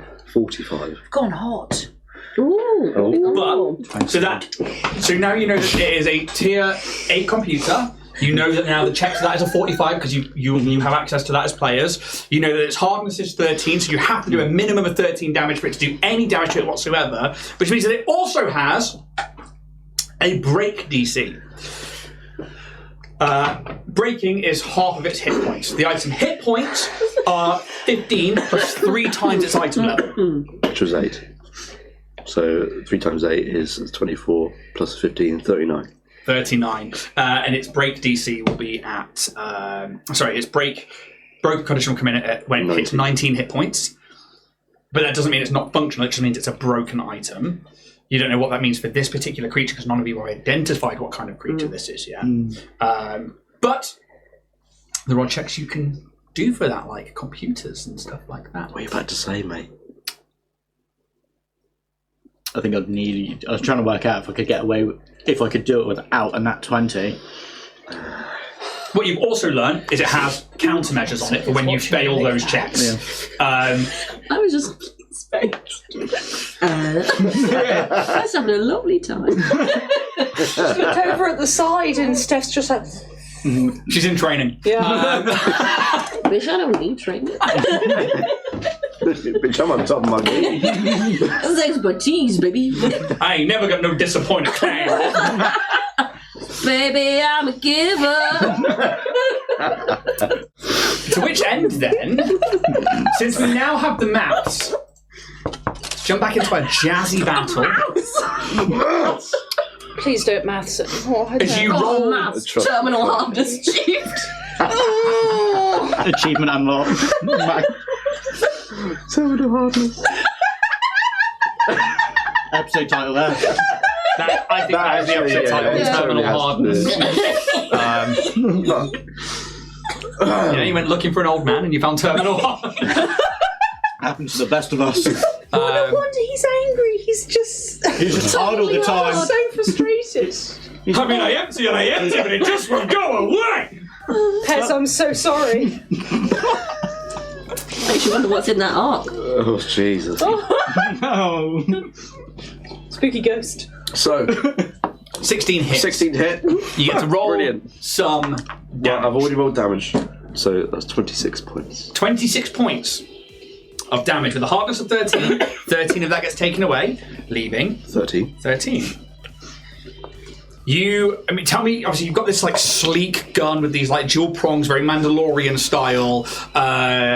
What's it look like when you take the shot? What's the actual like energy look like? I think it definitely just like the vibrant green energy starts from the back of the gun near the stock and it makes its way down the barrel and it shoots what looks like a small green projectile and as it sort of hits the terminal it splashes all over and it's actually acid damage as it starts to corrode the metal and the electronics and it's a very fast acting corrosive acid. Nice.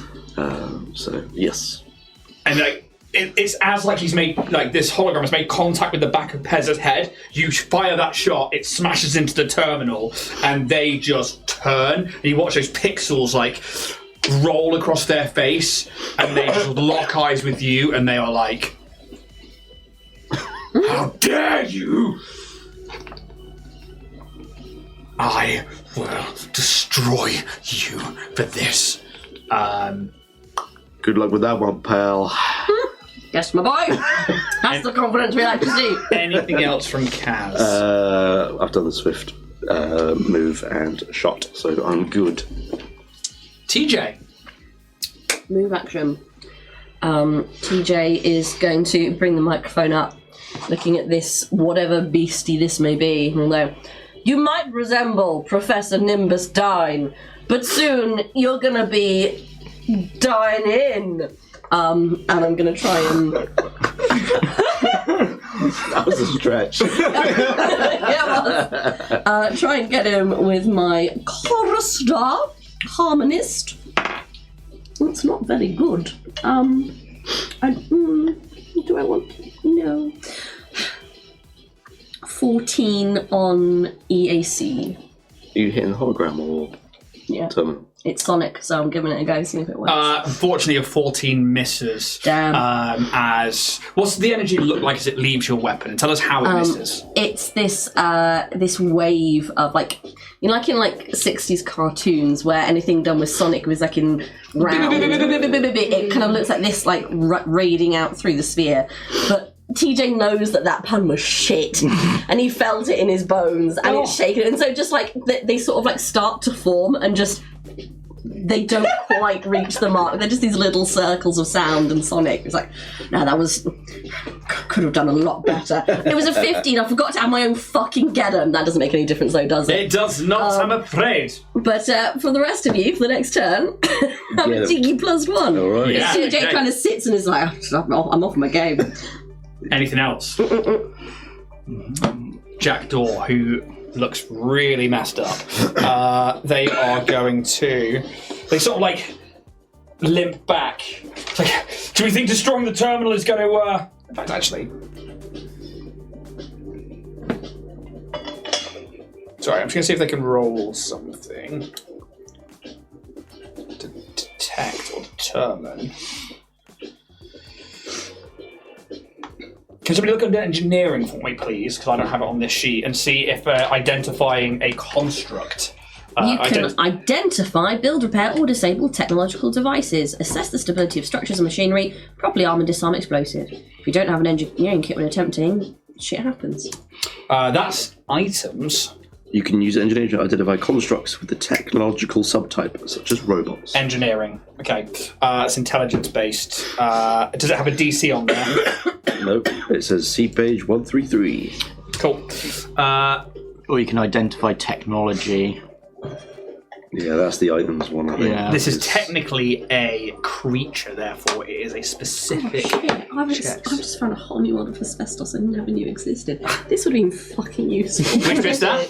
That when you go, you can scroll down and it tells you other shit like feints and Jesus Christ. In each of the skills. Never knew that was there. That's why I just asked for that, because I don't have it on the sheet.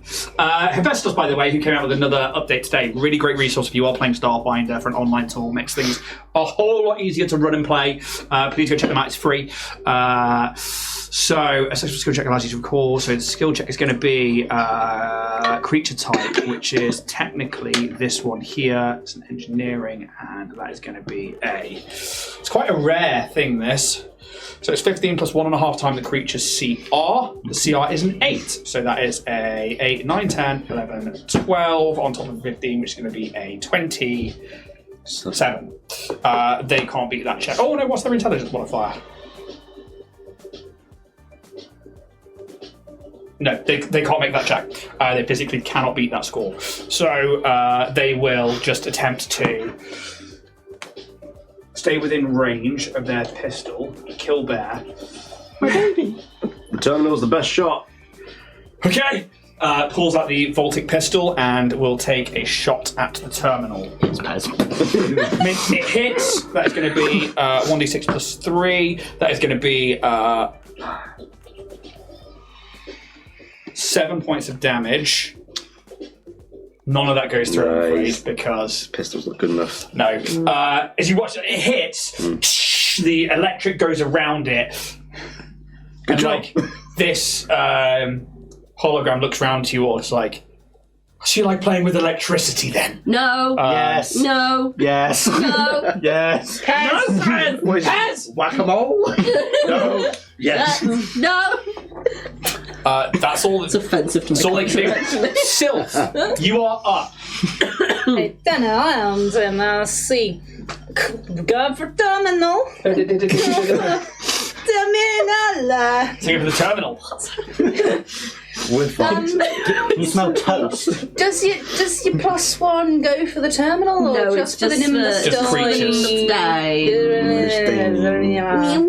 What are you shooting at? I'm going for the terminal. Terminal. Jesus Christ. Are we fucking high or something? I think I like that very. I am in sugar right now, and it's a hot Ribena, and it's so What Ribena-y. comments you want?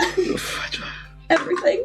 Yeah. Yeah. I've had the golden flute tab. It's a 17 to hit, Sniffy Hits. and decongestion. then because That's of all right. the We let Tom do a turn. Sorry. I'll do the thing and then the extra damage thing. Yep, so, Because this has got the empowered and stuff on it. so roll all the damage. You've hit. So 4, 5, 6, 7, 8, 9, 10, 11, 12, 13, 14, 15, 16, 16 points of 17, damage. 18, 19, no, Still sorry. 19, 25, 29. 29. That's the pulse damage, so it's a little birthday. I mean, I can't nauseate a terminal, but No. if I could, it would feel damn nauseous. So that'd be on a crit. But Oh, yeah, that's true. what is the type of damage, please?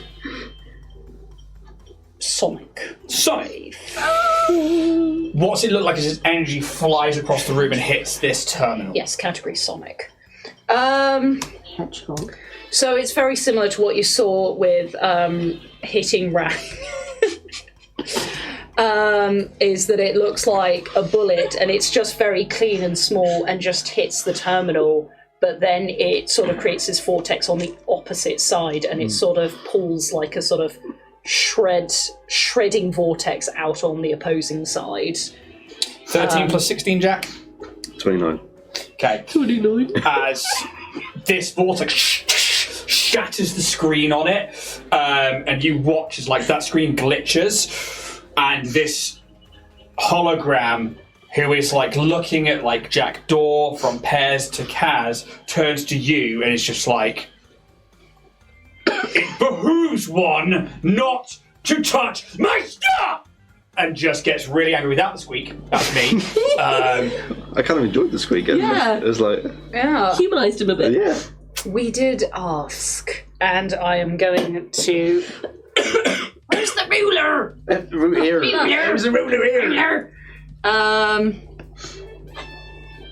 Yes, I can get back there. I've still got 5 movement after this.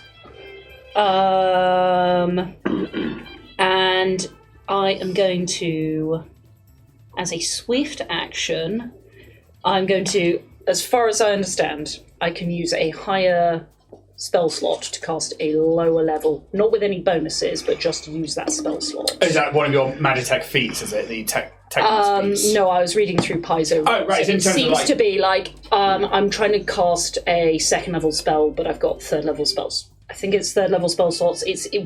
It's higher. You can use the 3rd level spell So I slot to can cast use- a 2nd yeah, level. no it's weird 'cause you can always bonuses. downcast, but you can't cast up. So that's still a this 2nd is- level spell. Yeah. It's still the same, but it's just using the magic to do Yeah. that. So I'm going to touch Kez's rifle. Oh. Is this a swift action for you? It is a swift action, and I'm using Phase Blade. Just to see if this works. Don't know is what you're Phase hitting. Blade? You infuse a weapon with magic, allowing you to phase the weapon in and out of existence to partially bypass armor. For the duration of the spell, attacks made with this weapon target EAC, even if the weapon deals kinetic damage. Okay, that is really good. And then I'm going to take my other. So yeah, just Duration like, 1 round, yeah? duration is 1 round.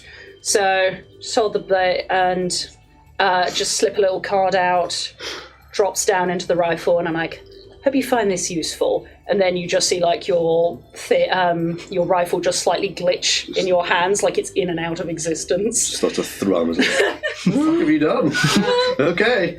Terminal hardness. You'll find out. All right. And then I'm going to spend the other 5 of my movement Yeah, should be able to make it to the next square. That's absolutely going away. This And thing that's is the like end of my turn. screaming. It's almost like it's having a tantrum. You can see it's like flailing its arms around, trying to strike into things. I don't want to be meta. But my gun already does it, you see. Oh well. Never mind. Extra EAC. Extra EAC. At the top of the round, it is you. Thank you. It's glitching regardless. Is this terminal Maybe I haven't looking got this quite damaged at this point? The terminal is definitely broken, but it is not destroyed. Bear with me. There's a thing that I can do when a system's broken. I think I can break it. I think it's It was between you and Jack. I think it's anything that does bludgeoning, piercing, slashing. is No, hit. that's the other type of mechanic. Everything else. weird. Energy. So, With being so sword out. close, that'd be great. I'm going to get Bear to do a full attack on the actual terminal, Okay. which I think she has a thing called Deadly Aim. When I take a full action with a weapon, it's a -2 Instead of penalty. -4. Yeah. Yeah. So So full attack from Bear. This takes you up. Oh, I suppose this is still a swift action, isn't it? Yeah, because you're AI. you literally Yeah. just using the one hand to do it. So that would be a full attack. Sorry, first attack. 26. Yeah, absolutely hits. Roll some damage first, please. I'm trying to remember how full attack works now. So -4 to every. but he gets a -2 because of deadly aim. Oh. So now you just roll your regular weapon damage, Yeah. and then you get to make another attack afterwards. So there is 8 electrical None of that goes through, I'm afraid. to the terminal. Yeah, Okay. because it's got a hardness of 13. Yeah, there's no, I can't do any damage to it. So seeing this happen, Bear's AI kind of reroutes and tries to hit Nimbus. +1. 19 -2, 17 +1, 18. Which I don't think is going to be enough. Misses, I'm afraid. Yeah. And yeah, you can target different targets during the during that. So yeah, the first one you watch, like the terminal just absorbs it, and then the second one you go to turn around and it just goes through them. Yeah, and then with... I love that that's a swift action. Like mechanics at level 8, we able to do that. Mental. But his kit is drawing out to do that as well, which is really cool. and then I am going to you just see me trying to ignite the knife. So you're just almost like a lighter, like a kid trying to light a lighter two-handed, but trying to jam it into the computer terminal. With a nat 1 for 13. You just see Pez You trying chop to do your it. own hand off and bleeds to death. Bye, Pez. Didn't even like it, so it doesn't even cauterize the You just try to see him light it, and he's just like just trying to shake it, like you for the light. fumble it as well, and that's Yeah. kind of like what happens. Unfortunately, that is that. Anything else from yourself? I don't could have. think That's I right. can. Does that get the terminal? That knife hit? Technically hits. So that one is always a miss. Oh, okay. Same with like, and that's when he's always a hit. Whereas obviously there's a crit difference for Starfinder, which we had never come across yet. But the nat one is always a miss when you go to an attack. With that, I am going to use my miracle worker. So me fumbling, I'm just going to be like, come on. So for the next minute, my weapon's going to get +2 enchantment to attacks and damage. Is that a movement action? Yeah. Damn. Fucking mechanics, Fucking eh? beast. Yeah, well, it's same with like Envoy's. Like, it's all about buffing everybody out. Mechanics, it's like right, let's fucking hone in. It's fucking sick. Yeah, as long as you know the thing you're trying to affect, doesn't it? Yeah. You get mind affecting again. I can also do it to the ship and to people's armor. Fucking crippled. Ooh, that's So if Roos was to run it in, I can miracle work his armor to get +2 for EAC and KAC. I love it. He's a tanky boy now. The living hologram did not like that from Sylph. How could you? Just around the corner. That's fucking me. Yeah, that's Kaz. What are you doing? It was one of yours. What am I doing? I don't want it. Do you think all bespectacled people look the same? Yeah. Took me a minute then. I was like, can I say it? I was wondering if you. Like, who's going to be offended? Like, oh, I wear glasses and What up, yeah? Put your glasses on, look at that. Fuck off. What was that, Jack? They did not like that. Yep. They are going to I am not going to look They defiant, even though I fly expect across. it to happen. That's a cocker. 13 plus 18, I'm pretty sure it's going to hit. So that is going to be a d12. Max damage. Rolling rocks. Plus 8. So that is 20 points of bludgeoning damage. 20 again. And they are just like, I will destroy you! And just like smashes it into your face. They've used all their movement. They have nothing but swift action. Kaz, you are up. Full attack. So -4 to attack. Yep. Unless I don't, just as long as I don't roll a 2 one. nat ones, please. No. I'm a witch. You've also got the +1 Damn it. TJ. Is it? This one's first one's against the terminal. It's going to hit regardless. Apart from one.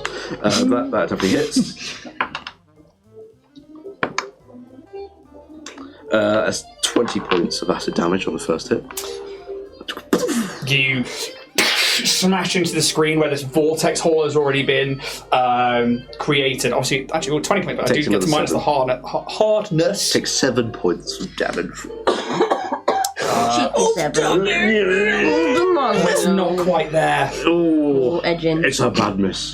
It does hit, and you watch as like you hit true, and it like opens that hole. It is like properly widened now, and you see this hologram who is just like, leave that alone. You heard him, Kaz. Leave the wide hole alone. That's a cocker. Can you balance that? 'Cause that's a natty 1. It's a cocker. Cocker. Listen, my man knows a cocker when he sees one. That hits for sure. With a 16 on the How's dice. the cocker umbra? 23 points of damage. Describe how you destroy the terminal. I think it's just overloading the components within this terminal, just clogging it with acid as it starts to just, and it's like the metal starts to just disappear, dissipate, and you can see the electronics inside start to spark and start to sort of rip away from each other until eventually it just goes black.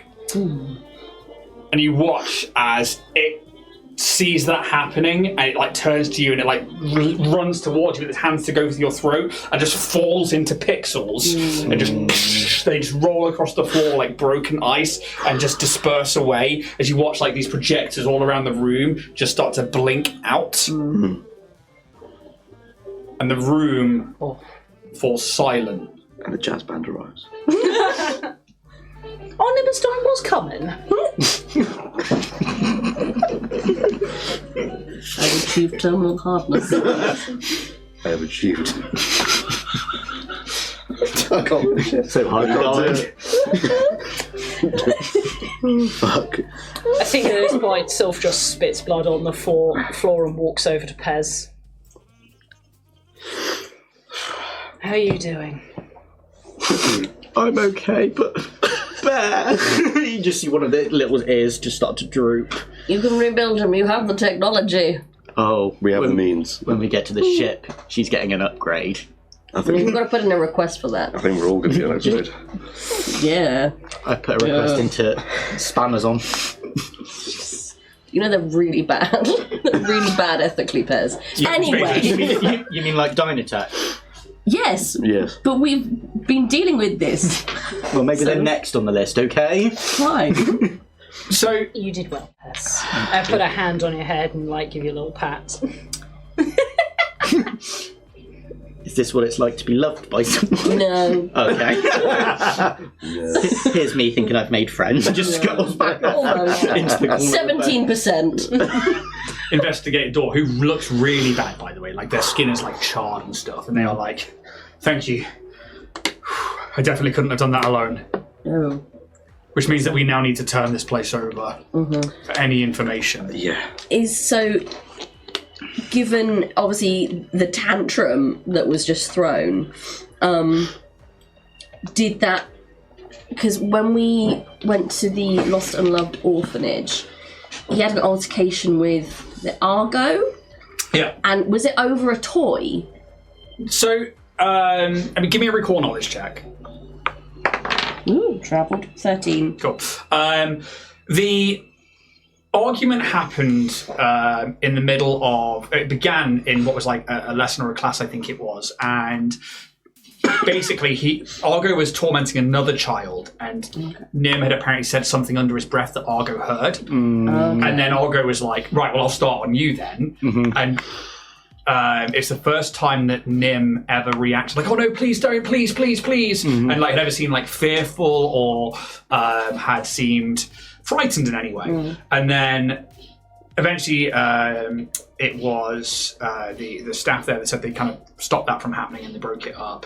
And then the footage shows later that night, the secret footage that you found that had been changed, that Argo came to his room to be like, I'm coming to steal some of your toys, basically, give me that. And then found nothing of worth there, so started throwing things around, started trashing things, and then went to go hit Nim, and Nim just moved out of the way. And then he just seemed to like, and it's not too dissimilar to what you've seen here with this arcing surge, and the fact that he it came out of him and then he pulled it from the terminal. Still slightly different from what you've seen here, but it's still that same arcing electricity damage that seemed to be what killed Argo. And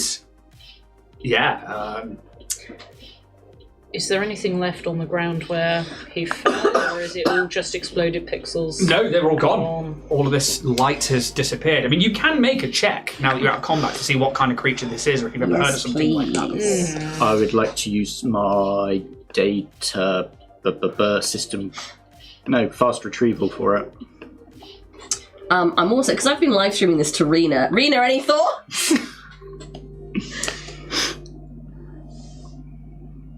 Did you enjoy the show?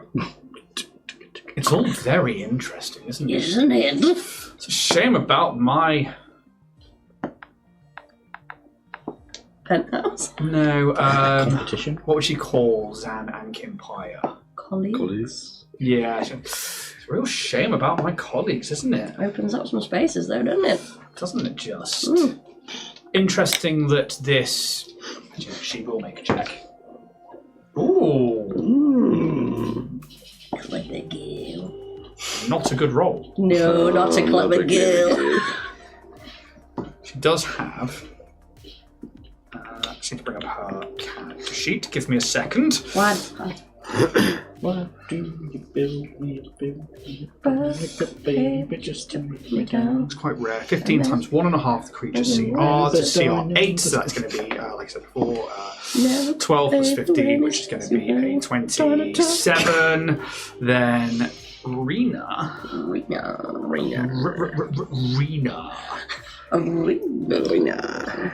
Rolled a 2 on the dice. Rena. I'm still waiting for it to load, so it's probably not going to be that. It's not going to be plus 25, is it? It's not plus 23. Fuck off. It's not enough, though. No, it's not enough. No, she's only got plus 19. Rena. What a fucking shame. Let's double check if she can do it with engineering. No. So it appears our illustrious CEO is not present within the building. It hasn't been for some time. Seems that way. Can we make a check to try and see if we can work out what this was? Yeah, absolutely. So it's going to be a computers check, I believe. I wouldn't mind also trying. Yeah. Sorry, it's engineering. My apologies. Okay, no, I'm not going to put that in, so I never can get that. What was it you were doing? Sorry, Tom. To see what it is. I can help you with my custom gear if you like. You know a bit more about magic. I just know about technology, and I don't think this is just pure tech. And to be honest, I'm looking at it more from a socio side than anything else. So It is an engineering check to identify this creature. I can give it a go. I'm a little weaker on engineering, but that would be helpful. Yeah, of course. I don't know how that would kind of work with the sort of... Auto aid if you've got a 10 plus in your engineering. Yeah. So auto aid on that one. Casual aiding at all? Are you looking sort of in the pixel area? Yeah, or just to sort of think about what it was and sort of... I'm also going to empathetic support myself. Yeah. I can do You this. can go the distance. I will not aid for this one, only because I think I'll be looking over at the terminal area now. Okay. So, Also, +2? yes. Yeah. Can Good, Jackdaw empathetic help? support. oh, girl, You get it from yeah. Jack as well, so another +2 there. Yeah, queen. For once. Right. Slay, mummy. So, 32. Oof. Okay. This is a creature called a living hologram. In obviously, like in numerous technological advanced societies, holograms are used all over the place in advertising, in it's like curators, as interactive computers essentially to do different things. However, sometimes if they're left for long periods of time on their own, they can corrupt, and their actual programming becomes reliant on this central terminal or computer or projector, and it's called a tether, and they become irate if anybody tries to do anything that would damage that. But also they pick up this level of sentience and a personality, and they can do things like hard light slams, where they can momentarily cause their light to become hard light, which is what you imagine happened here. You've heard about these on planets that maybe have had civilizations that have died out, and then all that's left is the technology and the computers, and these holograms who have this really base level of AI become sentient and kind of go mad. And you think this was one of those. Can I tell how they're made? Yeah, I mean, it's literally a case of the programming corrupts. So if they were a base hologram designed to function as a... But I mean, would it take the template, say, of the person making it, if they requested it to be so? It's got the form of whatever it was programmed to be. So it was obviously programmed to be Nymbus Dyn. And then you think back to your conversation and it's saying, I'll never be them. You think to what TJ said, and you get one of those. About the reflections, about the screens and them being smashed. You think about the hard light slam. They trashed this office. Yeah. And it was probably like them looking at themselves, them being alone for so long. You've seen the dust around everywhere. You've seen this whole place until recently hasn't been touched. You think about the errors that it was saying and how that didn't seem... you pulled a lie from it. But you saw definite technological glitches as well. Whether that's part of the corruption of the programming or if that's wipes, you don't know. But yeah, when a hologram is left alone for so long, they can corrupt and become a living AI. It's quite sad, really, isn't it? Anyone would be driven mad stuck in a room for so long. 2 AIs in one tower. I think this one was a lot less than the last one. And yes. Do you know what? I don't know. Investigator Jackdaw. Do you know what? I truly believe you're already looking better. You're looking great, dude. Just, really spit spot, and I'm going to try kiss it better. Okay. What? So, it's a bluff check against 5 plus total sense motive, or 5 plus. Oh, it will be since it's only using bluff, or 10 plus 1.5 allies level, whichever is greater.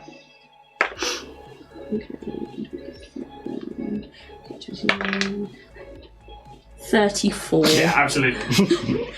So he gets 2d8. 5, 6, 8, 9 points of healing. Oh. It's like, thank you very much, TJ. You're very welcome. I suppose now is the time to start looking through whatever's here. Let's do this. Servers? Yeah, I was thinking of going through the computer and getting, if we can go over to it and I can get the aid.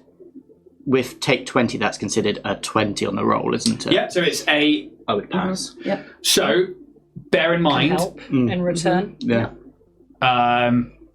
Taking 20 takes 20 minutes. It automatically assumes that you are failing every time for that 20 minutes until you get to the 20. So any countermeasures, anything like that, will be set off. Okay. So Roll helping, it's worth the roll, I think.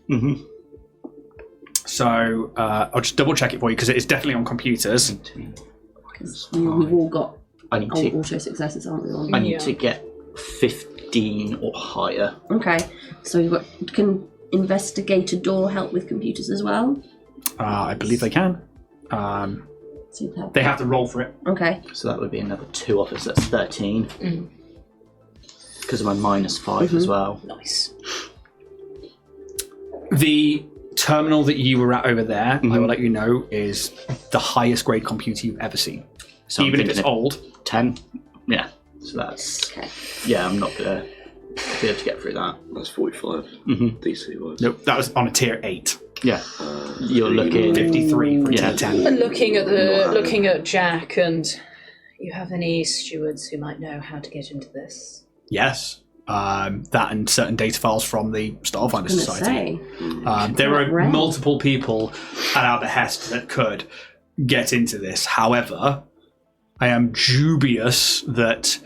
And he looks to the doors are locked, and we are at least alone for now, but, you know, on enemy territory. Well, Rena's on our side. Yeah, Rena? So now... Oh, I'm certainly not going to stand in the way, but If you could look at opening some doors. I have no access to the penthouse. There's no way she'd Of course. Shall we try for some other stuff first to see what we can find? Because it might give us more of ins for the higher tier. Servers then? Yeah. Go have a look at the server rack. Yeah. Has anyone got any duct tape? So you can tell that it's only the casing of the server has been damaged. Yeah. And you can imagine from those hard like slams, but like it's still in working order. See if I Do can... you need a tool? I can help make a tool. Oh, have you got the technomancer thing where you can gift someone a augmentation? I've got Omni tool. Oh, I'm down to my cantrip for now. that's fine. But I should, yeah. I'm going to try and find a way to connect to one of these server racks. Helping. Helping. I'm helping. We're helping. Oh, you're helping. If you're rolling, we're helping. Okay. You get the 8. Yeah. Thank you. Thank you. Yeah, 8 all round. So 2, 4, 6, 8. Computers, I believe. We are Yeah. Orion's help. Oh. Stand to the circle. Orion's help. Orion's help. Cred stick in from Jack. What was your roll? What did you roll before it? 3. Oh no. Come on, boy. Oh, again! Fate has been sealed. No. Roll it again. Yeah. Oh, Roll it again. thank you very much. Come on. Not much better. And soon after that was another 3. Okay. Plus all your shit. Yeah, plus so... helps. Yeah. So... 22, 24, what is it? 28. Is Jack Door helping? Yeah. 30.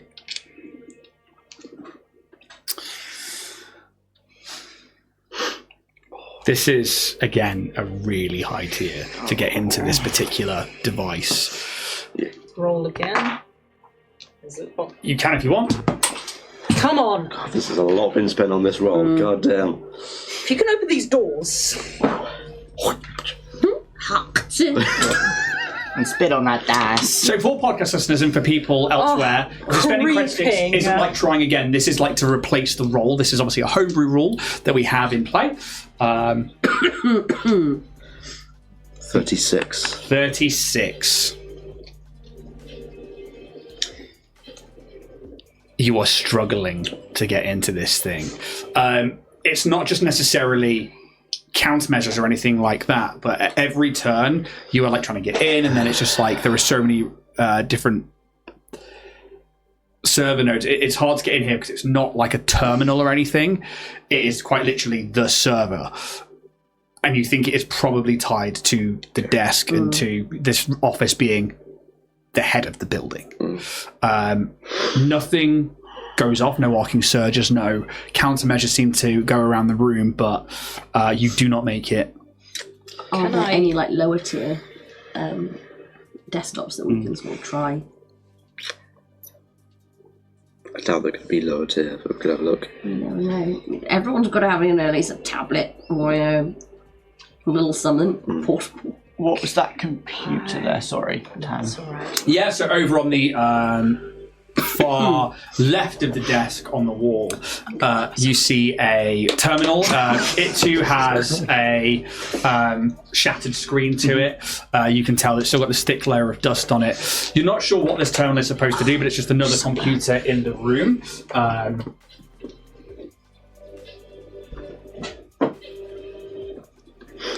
Give it a whirl. Yes, I'm going to use my profession. I'm just going to quickly like duct tape up my my goggles, and you just kind of, as you see Pez put his goggles down, you just kind of see like this 2D landscape, almost like Duck Hunt, and he's going through and literally like shooting down like the little barriers that are going past him. Cute. You can have one of those for that. I like that. I got cramp. 29, minus 5 to... I have been. 29, but the DC is minus 5.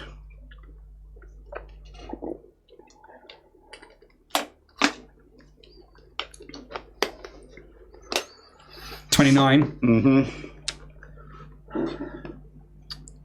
You are like going through, shooting these little ducks. You're psycho, and you think you should be coming to the end of the game where you're then like, cool, now I've got access and this final like door or this final target, but it just never comes, and it's just like constantly like streaming towards you as you don't think you get past anything there. Investigator door is like,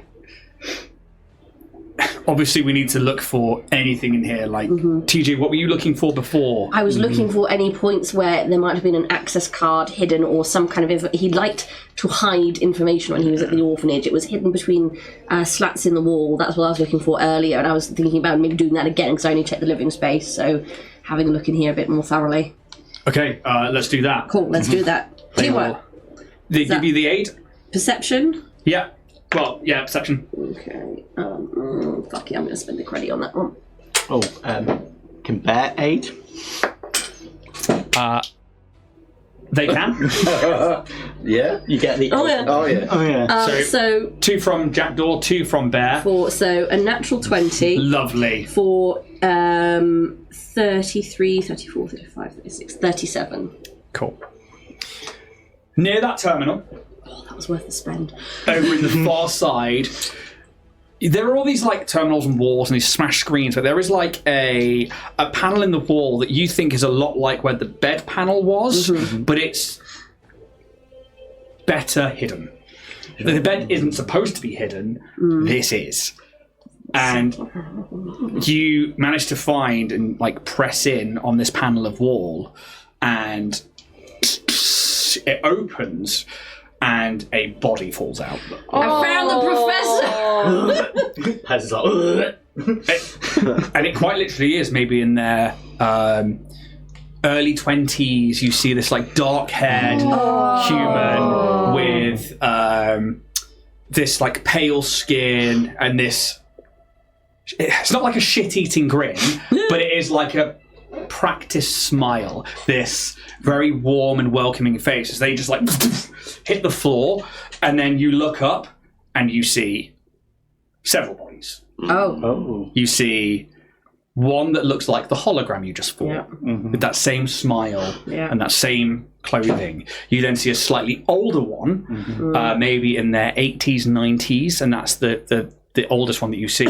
You then see a teenage one, a 9-10-year-old one, right the way down to a little baby. This is fucked up. But they're all in perfect condition. Oh shit. They are all, their skin isn't like malnourished, they're not like sunken in, they're not undead or anything like that. They're a cold looking, fully clothed bodies. Yeah. Wow. That is interesting, but fits with what I found at the orphanage. Probably information to be garnered, Inspector? Yeah. And like you see like Jack's eyes are like they're quite wide. It's like I obviously read the files and you seem like he like makes contact and like the skin is skin. And he's like withdraws his hand and he's like, and you can tell give me a medicine check. Okay. Would I be allowed to do the same? Yeah, absolutely. Anybody at this point, I imagine, would be drawn over to the falling of a body and then everything else. Still by the window. Yeah. 25. 25. Would it be a life science? That one on his point. You could do life science. Yeah. 20. 20 on medicine. Yeah. 25 on medicine. 15. 15. 15. And you're by the window. What are you looking for? I was going to say, I'll do it after this. You sure? I'm shooting the window. Is that the eyes up here? Don't know. I'm just repetitively shooting it until it breaks. Ricochet's back. Oh, my last health. This is how Pez dies. Yeah.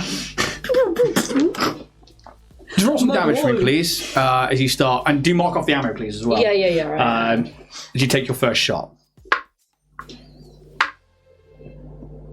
11. Okay, 11 points of damage.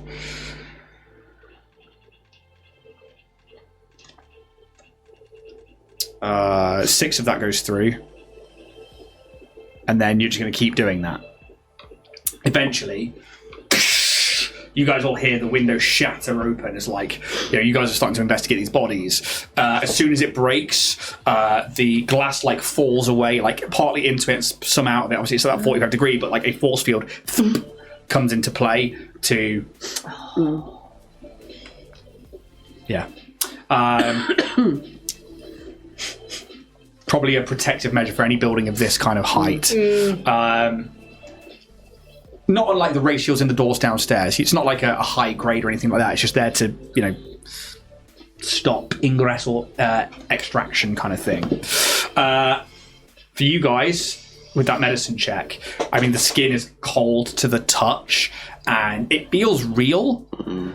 It is really it is like touching, a person. You'd expect a dead body to have decayed. There's no it's not airtight, and if it had been airtight for that long, it would have decayed on exiting that particular box. Then Jack talks about these bodies and how they'd sort of apparently grown a little bit, and then there was this switch over into a new one, and that's what he thinks has happened in this doctoring of medical records. And it starts to fit in that these are potentially those. And he's like, I don't know if these are, like you say, sleeves, or if these are different. I don't understand how you can have different bodies. It's baffling to me. They're not breathing, they're not. You did life science, yeah, and you got 15. Okay. And you did medicine for a dirty 20, and you did medicine for a 25. Could it be that they've been sleeving from the core DNA? I think with the 25, you say that, and Jack is like, I don't think so. I think these are very sophisticated androids. That's what I found on the medical records after the documentation had been changed to human. These are designed to look, I think, and I think it's actually like you like lift eyes and see that, and they don't like dilate, but then you look closer in, you see like the little ridges and stuff that look like the irises, but they're just too perfect. This is some extreme technology, given the year this began. I mean, androids have been around for a long, long time, but still, the fact that they've gone to these lengths to cover who they are, I wouldn't even know where to begin. Why go to these lengths to create a being to start a company? Why not just start the company if you have all these ideas in this? Why go through the rigmarole of a life? It's a story. It's a narrative. It's gaining, and maybe they needed it to grow through the years to be in a certain position at a certain time. Is there anything like on the bodies or like anything else in the space that like, do they have like stuff in pockets or anything, or are they all just sort of shell? A perception check. Anything else from everybody else while that's happening? I think I'd just be helping TJ see if they've got any. Yeah. Accoutrements of technology. So if you're helping, that makes it a nice 32. 32. Anybody else doing anything else in this moment? Jack will also help with that. Easily gets it. It's a nat 20 so you get the plus 2. Beautiful. I think at this point I'm probably would come back over. Coming over. If you want to help with this and see these bodies, you absolutely can. Dirty pads. What is it? They're looking through the bodies. No. Skill. Perception. Perception. Kaz? I can't help with that. You can roll it if you get above a 10. I guess I'll help with that. Natural 20. We're up to 38. And an automatic help from me. 40. Is that with Jack as well? It is, yeah. The infant, the toddler, the youngster, the teenager, nothing. They're all just... And they're like on these weird hooks just hanging there, like under their armpits. And they're all wearing just, the infants in like swaddling... Well, they wouldn't be past that because they'd be like into like the young pre-toddler bit. So they're in like this like grow suit. The youngster is in a small jacket and these like comfortable trousers. The same thing. The teenager looks relatively smart. Mm-hmm. Each one of them has these like piercing blue eyes. And then you get to like the young adult, this one that's fallen on the ground, and they wear this like lab coat that says D-Tech Repairs, which you'd heard is like the first shop that they had back down in the Spike. This first business that then became Dynatech Industries was originally D-Tech Repairs, and they repaired things from the junkyard. And this was them, and they were this well together young adult, maybe between 18 to like 25. When you look at them like this, you could easily place them in that bracket, but you could never tell how old they actually are. They've got a scrap of paper in their pocket. No. You get away with that shit. It's gonna... His artificial personality thing. Let's open up that can of worms, shall we? No, I was thinking if it's got voice recognition... I don't think it's worth it. Thank you. And it's like hand-scribbled notes. A marketing boy. Oh, he's been planning D-Tech, Think Bigger, Dynastorm Electrical, Dynamomentum, forwards to the future. Dynacore, the core of your future. Dynacraft, crafting the perfect future. Dynascape Innovations. Dynaforge, future industrial, forging the perfect future. Forging the future. Dynasty Intergalactic, the future is now. That one. Dynafuture, perfection now. Dyn Industries, Dynatech Industries, future perfect. It was brainstorming. Could have done better. I still think Dynatech is a great tagline. But that scrap of paper is within like the pocket of this technician's coat. The next one across is like this young, well-to-do, early 30s lab coat, shirt tie, very much dressed the same as the hologram. This blue waistcoat, blue trousers, these bright blue eyes, dark. It's almost like a black blue hair. It's like that kind of what's that colour when you dye your hair and you're a teenager and it goes black, but it's like midnight or something like that. Midnight blue. Yeah, it's got that like blue. So it's dark like that, but it has this like blue sheen to it. Then there is. You can see like a name badge and it says Dynatech Industries, Professor Nymbus Dyn.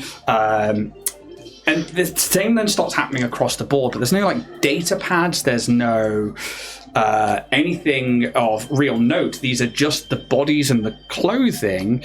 The final one has this name badge on it, and you can see is 80s, 90s year old. So they look a bit more frail. They are a little bit more wizened than you'd expect, and from what you've seen of this particular hologram, they are. The skin, again, it looks like, they've got this like little bit of stubble on it. It's got this like slightly crowed feet. Well, I say slightly, it's like quite wrinkled and crowed feet, but it's just this perfect skin again. These like heavy cheekbones like protruding through some of it. So what? They were workshopping the name of the company through these bodies, through these different periods of their life. It's only on the young man. Maybe only organics consent to being gods. Attempt to live for life. I'm just thinking from... Something's not right there. It's not right. Because Nerephira had been programmed to work out the gap from what we saw, and that was their conclusion. They were a very powerful computer in the end, realistically, with this willpower of whatever this mage was, but they had taken it upon themselves when, what we can see from that footage, discovering this relic and researching it, that's how they would become a god. I don't think Dynatech knew the ability of those orbs. They were willing to offer it to you. So why would they do that if that was the intention of the company? Surely that would have been taken straight to here or taken straight to this professor if that was their intention. Then why the whole company? Why this building? Why the lavishness? Why all of this? What is going on here?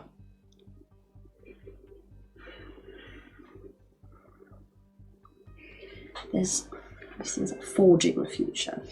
Perfection, innovation.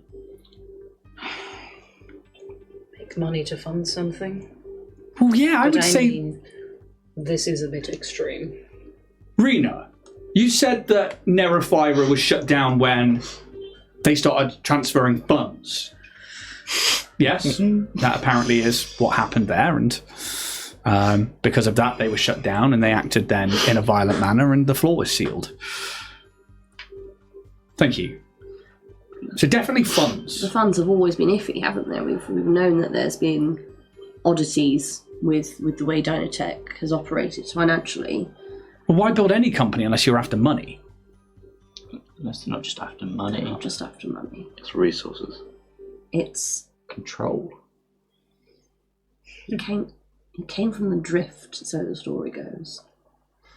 Where did he come from before that? Build a gate to go back. Gates are expensive. I suppose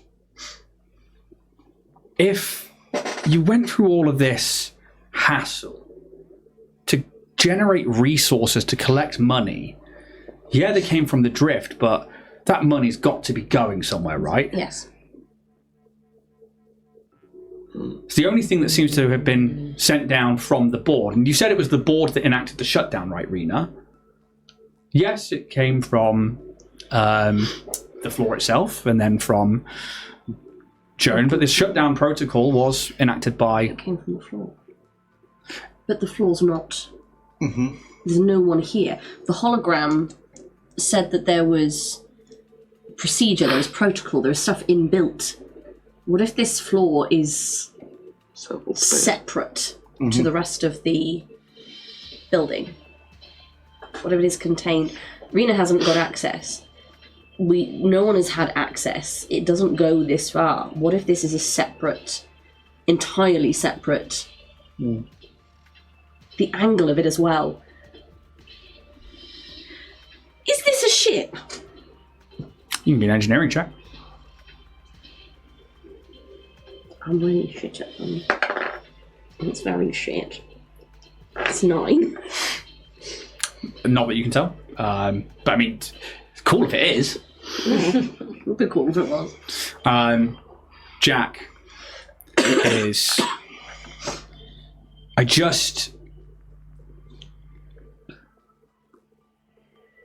I think the money matters here. That's what's going to tell us the most. Where does the money go to? I mean, it's strange that Dynatech stocks have always gone up no matter what. True. I just think it's strange that there were a few notable omissions from the list of companies Dynatech have been trading with. And I think given the repetition of this future and this future perfect Kaz, I don't know about you, but I'm thinking about your home planet again. Dr. Grimm said that they had spoken with Nymbus Dyn. Yes, but never seen. Maybe we pay Dr. Grimm a visit at this point. Probably. Unfortunately. And see who has made contact. And where they've made contact. Was it just this floor or elsewhere? They did give us the lead on Lost But Still Loved. They obviously know something. And that was their leverage. So where now? We can't do anything else here. This is out of our depth on computers.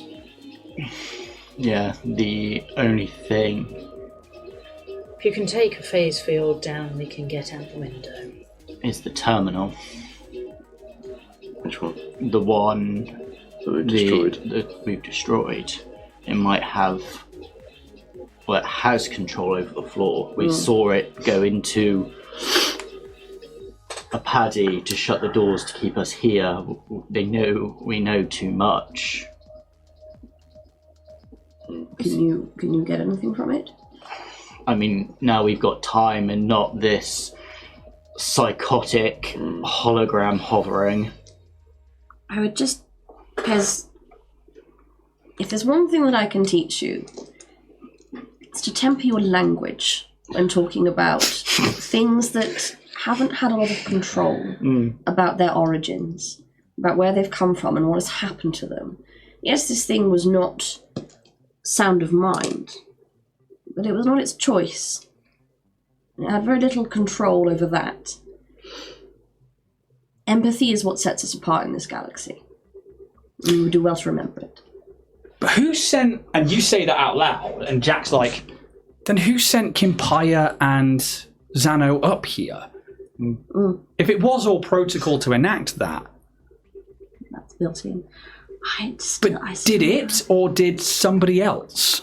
I've got an uneasy feeling about that one.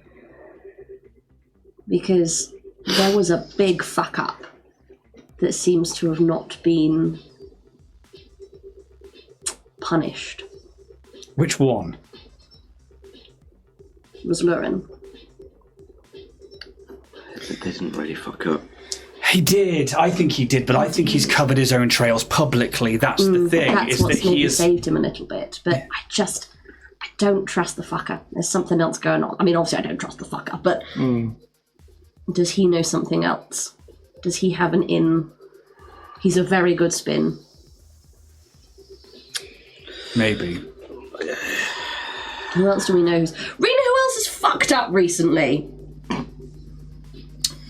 Well, Spill the tea. as far as I'm aware, and this is what's interesting, is that I didn't know about Rena's major fuck-ups until... Realistically, I knew about Kashoria in the end when you guys came back to me, but that hasn't been overly public knowledge yet. Nor has Xano... Well, Xano's candidacy for the first Seeker, yes, that was very public. But I wouldn't have thought that would have been... That's very, very... Seems very extreme, doesn't it? Broke of For that. financial revenue, maybe. But I don't know if it has. No. You were saying about... Kim Pius is definitely... If that gets public knowledge, then that would be massively so, but... Now said Xanos. strip the Starfinders. Yeah, Cannot anymore. exactly. That's... Not great. Fucking 30, though. Ooh. Feels more like an attack on someone's pride than public. I don't know. That's... If I wanted something that badly and somebody failed me, maybe I'd get irate like that, but depends on who or what we're dealing with here. It depends if it was done out of anger or not. Exactly. Because if it's anything like the people that turned me into who I was, they're essentially failed experiments. If they didn't do their job, dispose. It does have that ring to it, doesn't it?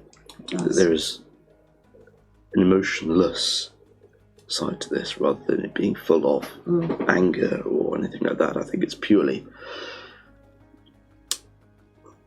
based on results. Yes. Is that why they got disposed of?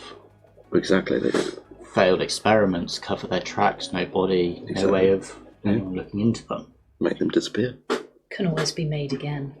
It's quite excessive, isn't it? It is very excessive. But I didn't fail the company. Good for you, Rena. I think we need to talk to Dr. Craig. Yes, that's the name. Well, we've got to get out of here first. Yes. Is there a panel by the door? Yes. On your way in, like it was Kaz and Jack Daw who were going through them, and they were all just unlocked. Yeah. You head on over to the door, give me a computers check. Or if you go to try the door, you know it's locked.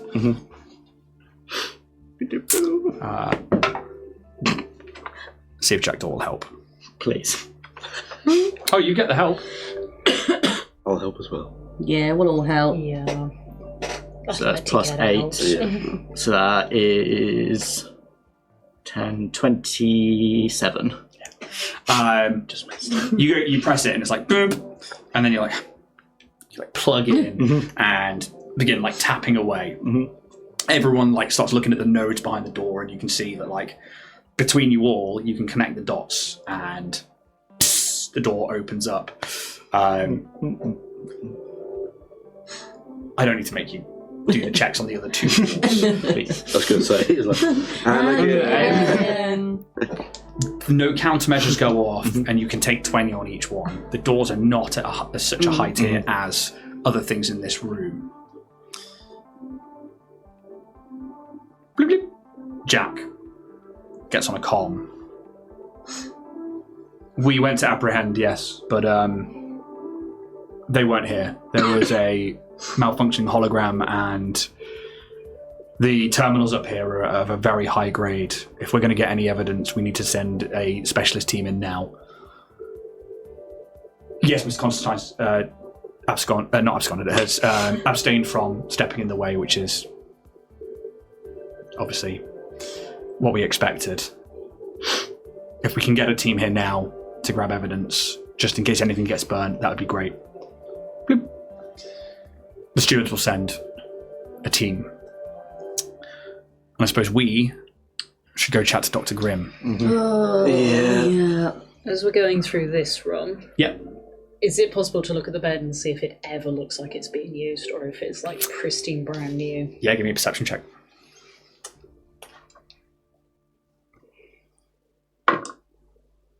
It's a mimic. 21. It seems pristine and in high functioning order. What you notice as well, the same thing that TJ noticed, is that this is like a self-sterilizing chamber. So like if you were to like close it and then have nobody inside it, it would then actively like strip the bed and automatically sterilize it and redress the bed ready for the next day. So constantly cleaning itself. But you can tell that like even with that, it's probably never been used. Just like everything else in this floor. You guys make your way back through these labs, the boardroom. Every screen that had an image of Professor Dyn on it is now blank. And you can see like in the corner of each room there's like a little projector that now lays dormant. You get back into the original elevator and do you head down to the lobby to head out? Do you... What do you reckon, Dean? I would very much like to rest before we make any move forwards. I think we all need to rest. Sure. Rena, I'm going to cut the feed now. It's been a pleasure. Oh, the pleasure was all mine. Thank you very much, TJ. You're very welcome. Remember me in the years to come? Oh, certainly so. I think your people are nothing but a help to the Packed Worlds. Cheers to that. All right, have a lovely evening, Rena. And you. Kisses. Gift of a countless The gift. comm is cut, and you begin to exit the building, I guess. Yeah. Do you know that there are still Dynatech defense teams around the perimeter for this particular event that you went in for originally? And, you know, the building is quiet and empty, and yeah, it's, you know, the quietest it's ever been, but this was the procedure to keep people safe in this situation. And you think about, like, the revelations you had throughout this day. What a day. It's been a day. This What a day. learning of these orbs and their potential power to ascend to godhood, to birth, or to put a creature back into the womb of a world,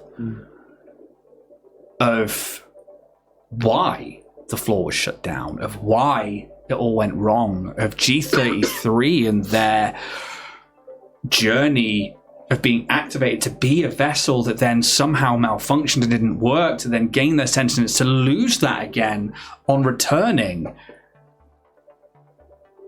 You came here after them and are now leaving this being behind. The revelation of DCI Gene Poach and Jack Daw, and the fact that the stewards were so heavily embedded from the very start of your journeys together in trying to catch the bastards. I think the last shot we see is maybe of Jean, who Bastion's not far away from Dynatech Tower. Are you guys wanting to separate and go back to the ship, back to the Starfinder Society for the night to get a rest before talking to Dr. Grimm, or are you wanting to go straight there now? Jack is very happy to do either or. Take a rest. I'd like to go ship and rest. Sure. Then head out to Starfinder Society. Mm-hmm. Meet me back here tomorrow. Just let me know when you come in, and we'll have a conversation with Dr. Grimm and see if this architect of yours knows anything more.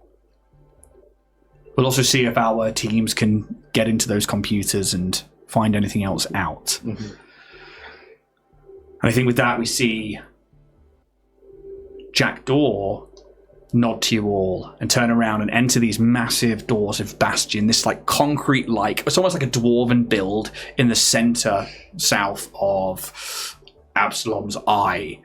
You can still see like that tower of Dynatech off to the to one side, and the rest of this plaza, this amazing space here on Absalom Station, as you guys freely make your way to the ring and to where your starship would be in dock, and to the Lawspire complex. Yeah, Sylph. I would go back to the Arcanum instead. You're going to go out to the Arcanum Miriam.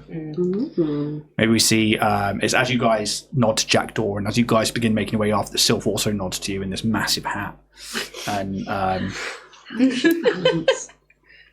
yeah, we see her move off towards this like very opulent, clearly arcane built building. And we look to move into a new day. I will allow you guys to take a long rest as we close down the session. I'll quickly send a message to Lynch and just be like, tea in the morning. Yeah, and with that, we will end our podcast and YouTube session. Obviously, if you're on Twitch, stick around for the Drift Debrief. Otherwise, thank you so much to my players. Thank you so much for watching if you're on YouTube or if you're listening on the podcast. Once more, if you can, go across to YouTube, like and subscribe. That'd be fantastic. If you can nominate us for the Crit Awards, we'd be so grateful just for the recognition of being nominated. And yeah, until then, keep an eye on the memberships and keep an eye on everything else. Thank you so much. May the dice gods be ever in your favour. See you later. See you all later. Bye.